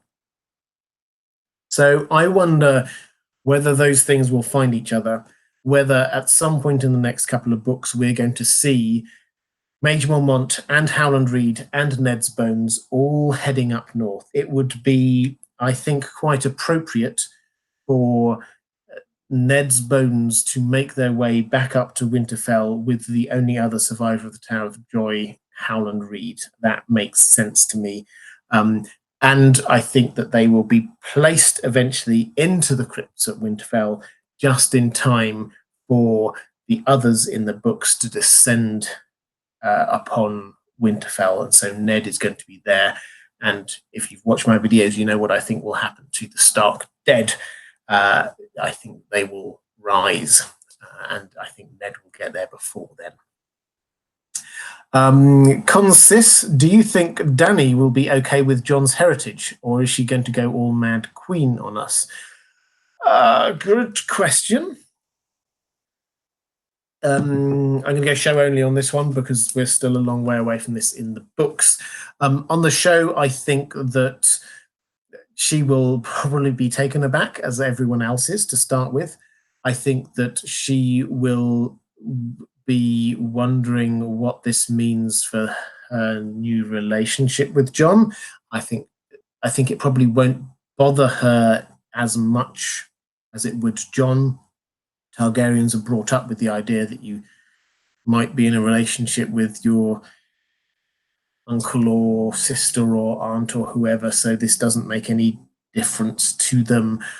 So I don't think that will affect her. I think that the big psychological blow will be the fact that the one thing which has been driving her more than anything else all this time has been the fact that she felt that the throne was hers, the Iron Throne was rightfully hers, and then suddenly she will discover that it's not. And I think that is the blow which is going to be coming. I don't think on a personal level she will suddenly get very angry with Jon for discovering who he is. The issue will be more what happens with the people around them. What happens when the Northern Lords discover that Jon is actually a Targaryen and he's not Ned's son? What happens when Tyrion discovers that actually there's somebody, and Varys discover that actually there's somebody who's probably got a better claim than Dany, the person that they've stuck by for this time? Do they move their support over to him? Do they stay with Dany? Those are the kinds of questions that I think that the issue, not what is actually going to be affecting their particular relationship. Morally, over from Patreon, says, in the books, Benjen is lost. Do you see him coming back in the Winds of Winter? If so, where do you think he's been all this time, and what do you think his mission was? I think, yes, we will see him again. I think that there's every chance that he will appear as a character a bit like we've seen him on the show. It's not Cold Hands, apparently. Cold Hands is a different character, but I think that we could certainly see him appearing as a character like Cold Hands north of the Wall. So we have a few characters north of the Wall who we can see what's happening, and we can understand who actually can start learning stuff. Somebody asked a while ago, it might have been Morally again, actually, one of the questions was, which character would you like to see a POV chapter from? A Benjen one would be fascinating, absolutely fascinating. I don't think we're going to get one, but I think that would be amazing if we did. I think we will see him again in the Winds of Winter. If, as George R. R. Martin says, we're going to see even further north than we have done so far, then for me, that means we're not just sticking at Bloodraven's cave. We were going to be going out and about, and I think that Benjen is probably going to have been trying to figure out what's going on and how to help the Starks. Something drew him, prevented him from returning south, and I don't think it was just the fact that he's undead. I think that there's something else there, because frankly, if that were the issue, then logically, the show doesn't always go with logic. Logically, he could probably have just hung around and waited until there was some he could see Jon north of the Wall or something along those lines, and then talked to him and said, "Hi, sorry, I can't actually come south of the Wall, but here's what I know." So I think that there's something else. He's going searching for something. Maybe he is going to try and find the heart of winter. Who knows?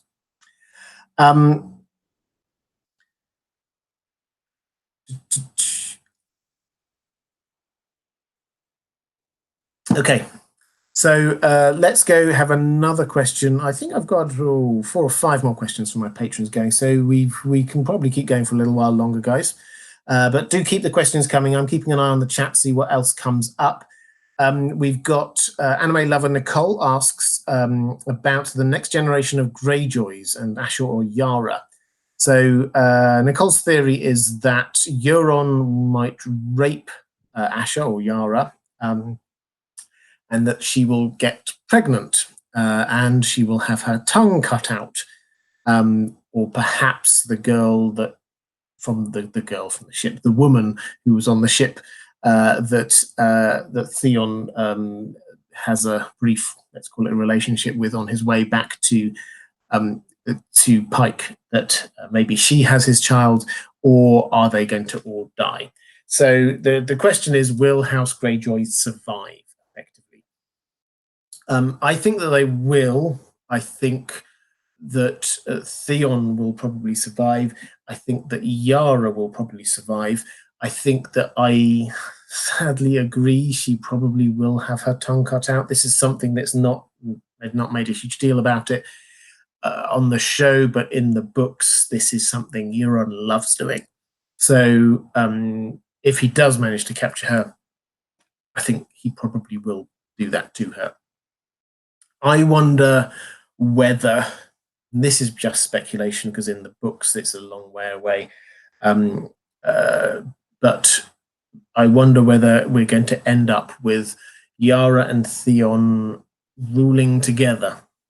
If she has no tongue, so can't say stuff, but he can say stuff for her.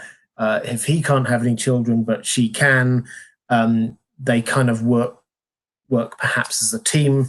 And Theon will have got over his entitlement to it, and therefore not be wanting to rule on his own. And Yara will perhaps also have got over her own entitlement issues, which frankly she does have. Well, Asher certainly has. So I wonder whether they might operate and rule as a team afterwards, and that would allow them to carry on the Greyjoy name. I don't know, but it's just a bit of speculation, something that I quite like.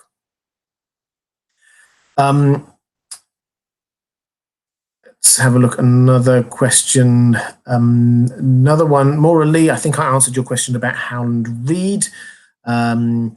So you're asking whether you think he's going to have a pivotal role. Well, as I said, I think that he won't in the books.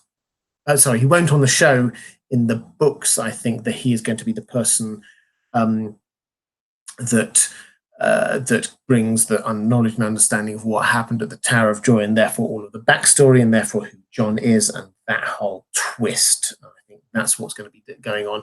And also, he is Bloodraven's go-to man on the ground in Westeros, so that's his other role there. I think that he will be the link across to the Isle of Faces, which is going to be very important in the books in the end game, I would predict.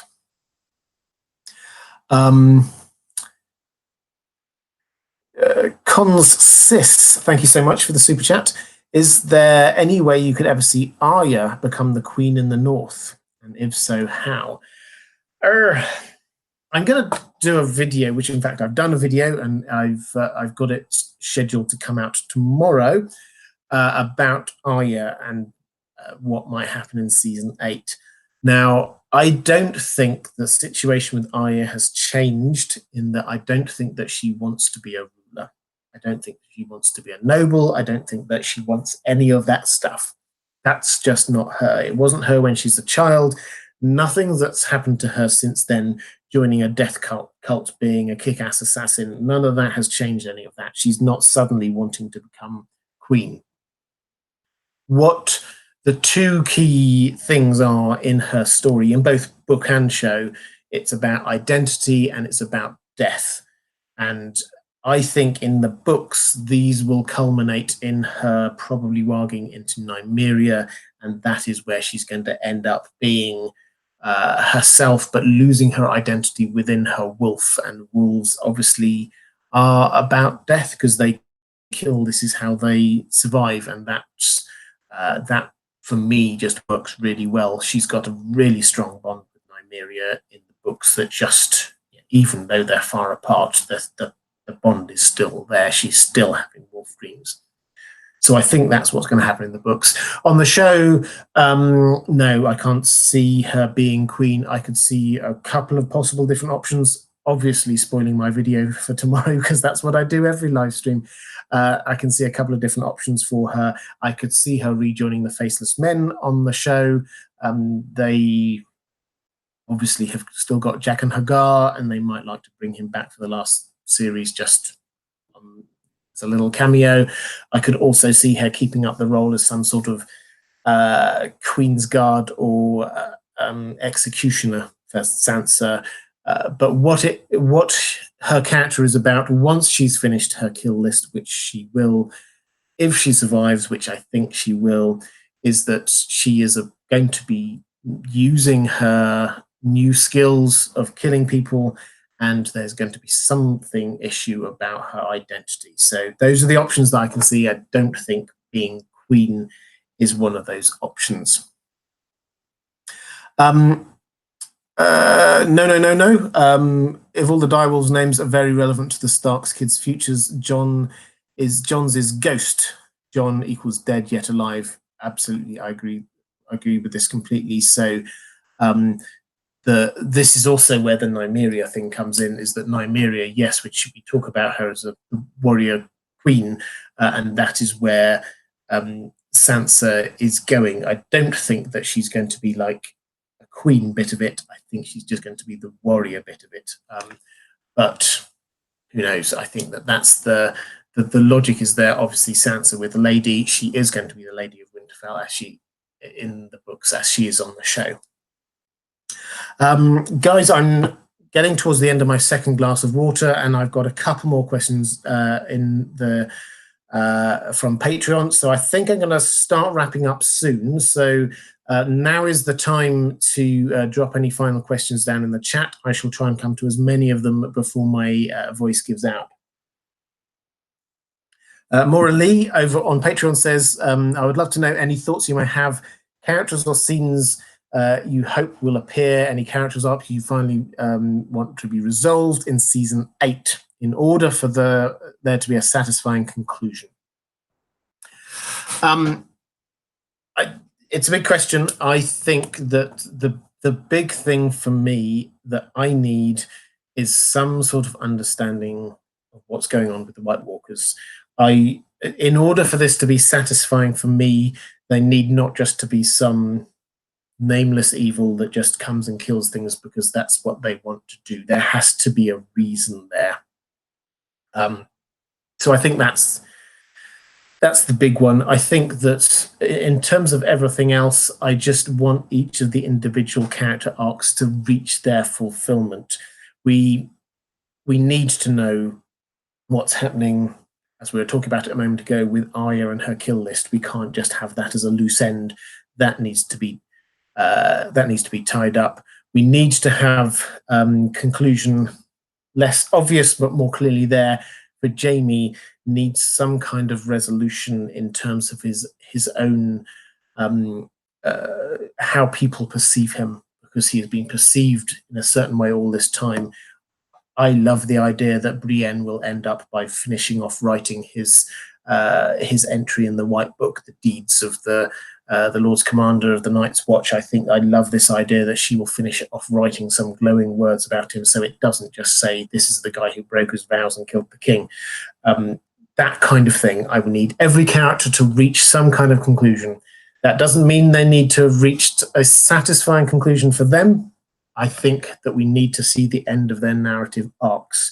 So Sandor Clegane needs to have some kind of final confrontation with his brother. That doesn't mean that we need Clegane Bowl. It doesn't mean that they need to be doing this big fight, but he needs to have come to terms with what happened to him when he was a child with his big brother, because every single time he sees him, he just goes crazy. And he needs to reach some kind of conclusion with that. So that's the kind of thing that I feel the need for each character to reach their natural end to their conclusion. For Dany, for example, because she's one of the main characters, it impacts a lot of people. We need the conclusion to whether or not she's going to sit on the Iron Throne, because that has been what's been driving her all this time, and she needs to either sit on it and rule, or for there to be a good reason for her to give it up or tragically not be able to reach it. So we can't just leave it hanging of her going, it's there, well, shall I sit on the Iron Throne? We need some kind of conclusion on that one. Cynthia Green, thank you so much, saying, hi Robert, I am rewatching the show. Why does a White Raven arrive in Westeros in season 2, but then does not arrive in Winterfell until season 7? So the White Ravens signal the end of different seasons. So when you're saying White Raven arriving in Westeros in season 2, I don't know whether you're meaning in Winterfell there, but in Winterfell, the White Raven arriving, or in fact anywhere, the White Raven arriving in season 7 was for the Maesters saying that winter has finally come. That's what they're trying to say, is that the season has changed from autumn to winter. When the show starts, it's summer. So we have the end of summer at some point, and we see this may well be around season 2. I have to admit, I didn't clock that, but at some point the Maesters have said, right, summer's finished, now we're into autumn, and they sent out the White Doves then, or the White Ravens then. So that's what happens. It's not just to say it's winter, it's to say that the seasons have changed. And obviously, as we were talking about sort of farming culture earlier, this has a big impact on normal people's lives, not just on the Lords. It's not just change your calendars, everybody. This is now's the time you need to start stockpiling for winter and things like that. But good question. Thank you very much for that. Dwayne Erickson saying you did a super chat, which I didn't pick up. Let me just see whether I can find that one. While I have a quick flick through. Dwayne Erickson, Jojen Reed tells Bran that his father, Howland Reed, never told him about the rebellion, but saw it anyway. Did he see Jon's birth? Could he have been told not to speak of it? I'm not quite sure which, when he's saying Jojen tells Bran that Howland never told him about the rebellion, but saw it anyway. Did he see Jon's birth? Could he have been told not to speak of it? So I'm not 100% sure who you're referring to in each bit of that, but the situation is that Howland obviously lived through Robert's Rebellion. He was there with Ned's side. He was there at the turning at Harrenhal. He was there at the end with the Tower of Joy. So he experienced it. Jojen wasn't born at that point. Bran wasn't born at that point. So the people who experienced it were the two fathers, Ned and Howland. And so Howland seems to have told his children quite a lot, actually. He told them a lot about the turning at Harrenhal. We don't hear him say anything about what happened at the Tower of Joy, but he certainly seems to be sort of telling his kids a huge amount about what happened. Ned, however, doesn't say anything at all. So Jojen and Mira are surprised that Bran has just not heard the stories. Ned seems to have done a few odd fragments. So he tells people about how great a swordsman Arthur Dane was and things like this. These seem to be just little bits to sort of back up his version of events about what happened at the Tower of Joy. So in terms of who knows what and when, the Reed children, we do not know if they know exactly what's going on with the Tower of Joy. We're not told that, and during the rebellion and all the rest of it. We do know that they know a huge amount more because their father told them stuff. The Stark children, however, know very little because Ned stayed very quiet about it. Pardon me. So I hope that one answers that. Lucky asks, any chance Dany takes 2 nephew husbands? That's a really interesting question. It's certainly a possibility, but I think she will decide that Aegon Phaegon is a fake. This is based on the vision she gets in the House of the Undying, the idea about the Mama's dragon, and so I think that she will decide that he is a fake, and therefore I think she will end up killing him. She will expose the lie. Jon, I think it will be broadly the same as on the show. I think that she will end up with a relationship with Jon because, again, if you go back to the visions of the House of the Undying, then when we see this blue rose growing in a chink in the wall of ice, that is clearly Jon, blue rose being a symbol of Lyanna, his mother. She thinks of it as a sweet-smelling rose, and that implies that it's something that she will like, and it kind of works with the plot that she will end up being in a relationship with him.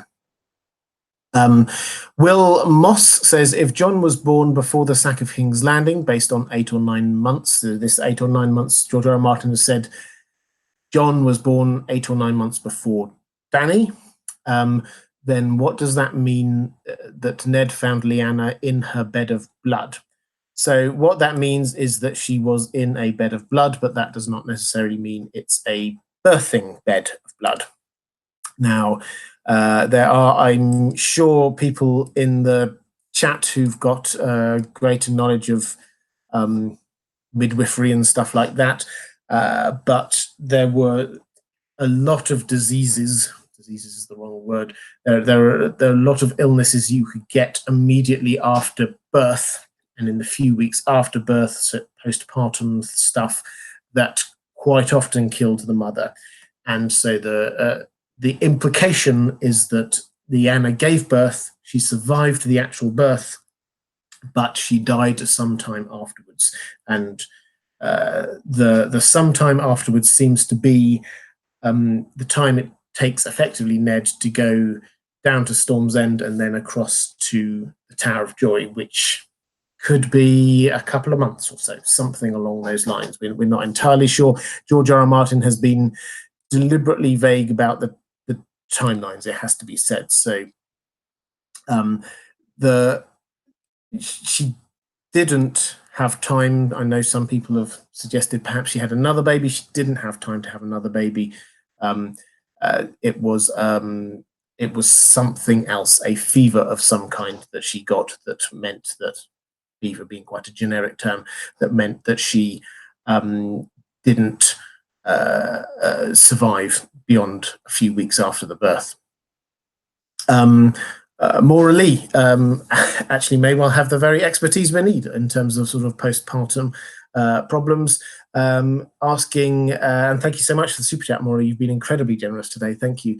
How do you see Lady Stoneheart's character arc ending in the books? Will she be instrumental in the death of Littlefinger? Yeah, as I said earlier, I think she will be instrumental in the death of Littlefinger. I think that what is driving her as a character is to avenge what she sees as all the wrongs done to her family, and that is what is effectively keeping her going and keeping her alive or in her undeath or whatever it is. And so I could certainly see her killing off the Freys. I could certainly see her killing off Littlefinger. Where I think her story comes to an end is when she actually realizes that it's sort of job done, in that she will get to the point where she actually finds that Bran and Rickon weren't killed in the way that she thought they were killed, and that actually Sansa's now safe and that Arya's now safe. And I think that's the point at which she can then pass over to the next generation. So I think that is where it goes. With Beric, we saw effectively he got to the point where he saw, I think I've now done my bit, and gave up. And I think that is probably where her story arc goes to.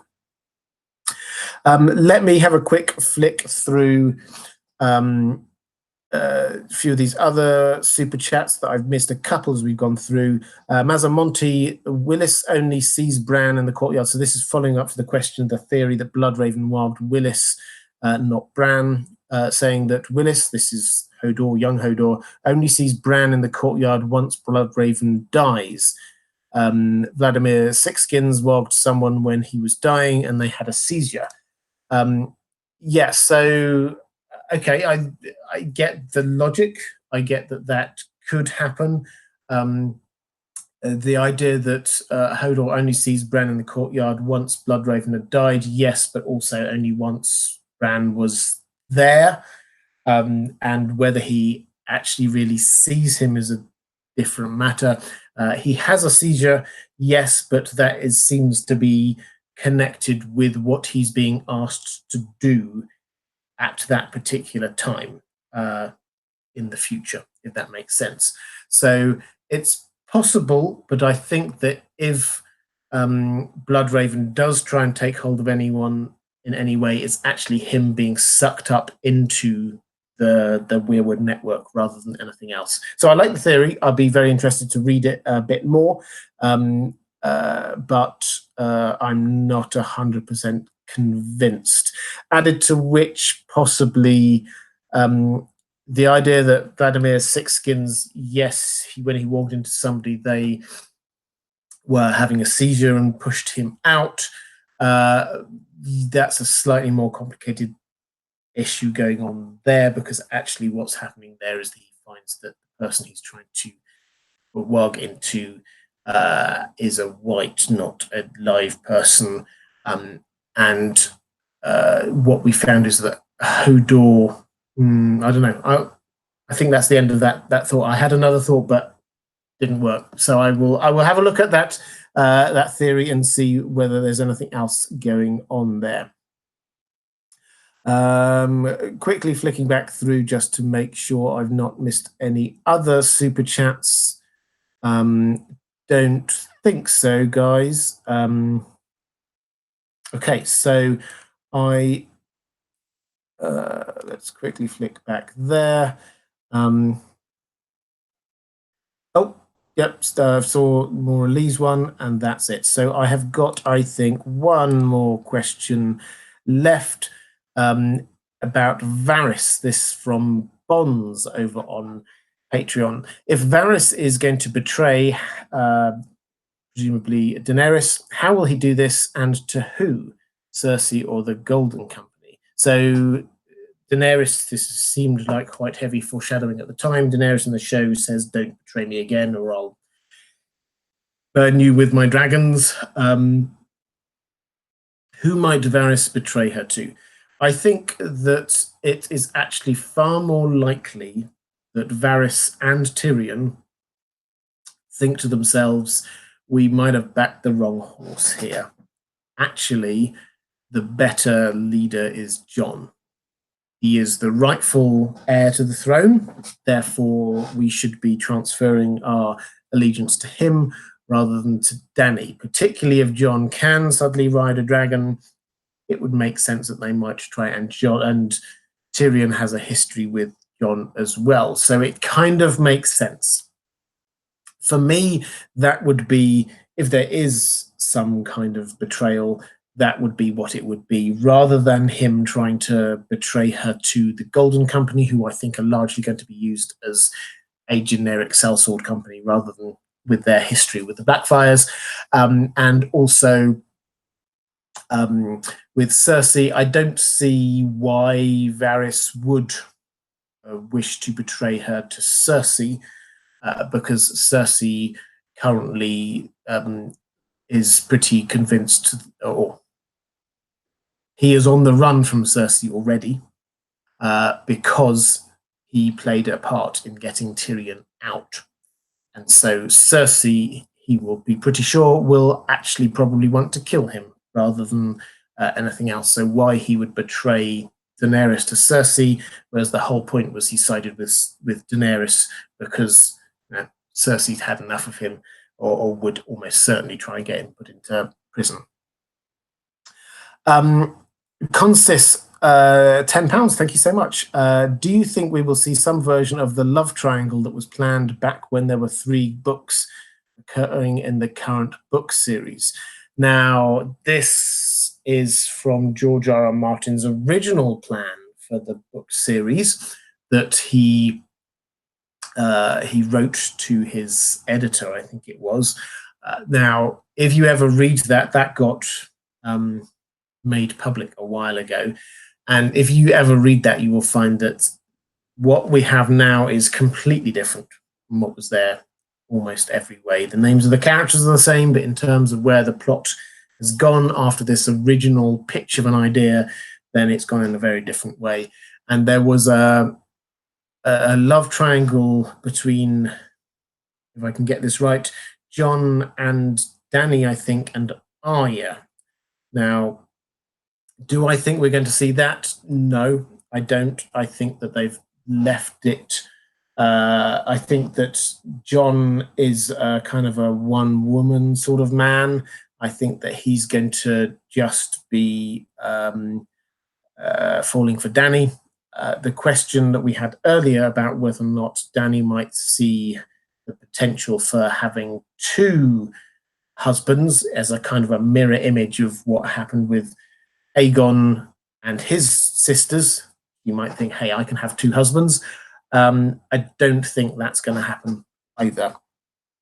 But in terms of a love triangle, I could certainly see people trying to bring Dany and Aegon together because they seem to be the 2 who are most wanting to claim the throne, and it would kind of make sense for the 2 Targaryens to join forces on that. Okay, I think that there was a super chat that just got retracted, so can't see anything else following that one up, so I'll assume that's not happening anymore. I had a few people who just sort of confirming Mary Ashmead saying, I got a staph infection and almost died from it. I'm a nurse and it can happen quite easily. So yeah, I think that the answer is, in terms of this, is talking about Lyanna dying a little bit after giving birth. This is a thing which does happen. It happened a lot more in medieval times. Modern medicine is obviously a lot better and can help a huge amount of people, but it does still happen quite a lot. Okay, guys, thank you. I've really enjoyed that. That's I've run out of questions now from my patrons. I've run out of questions, I think, from the super chats. Almost run out of water. Definitely almost run out of a voice. So, guys, I'm going to round that one up there. Thank you so much for this. Fantastic questions coming through, both on Patreon and here. I'm going to be back at my next live stream next Thursday, as usual. Keep an eye out for content. It's going to be coming quite quick and fast from now on, all the way through to season 8. Thank you so much. If you're at all interested in watching any more of my live streams, then there should, if I can get it right, be a little link appearing somewhere up here to them. If you're all interested in getting access to my Patreon to support the channel, or some Patreon-only material, there should be a link coming up somewhere around here. Thanks, everyone. I've really enjoyed this. Take care, and I will see you again soon.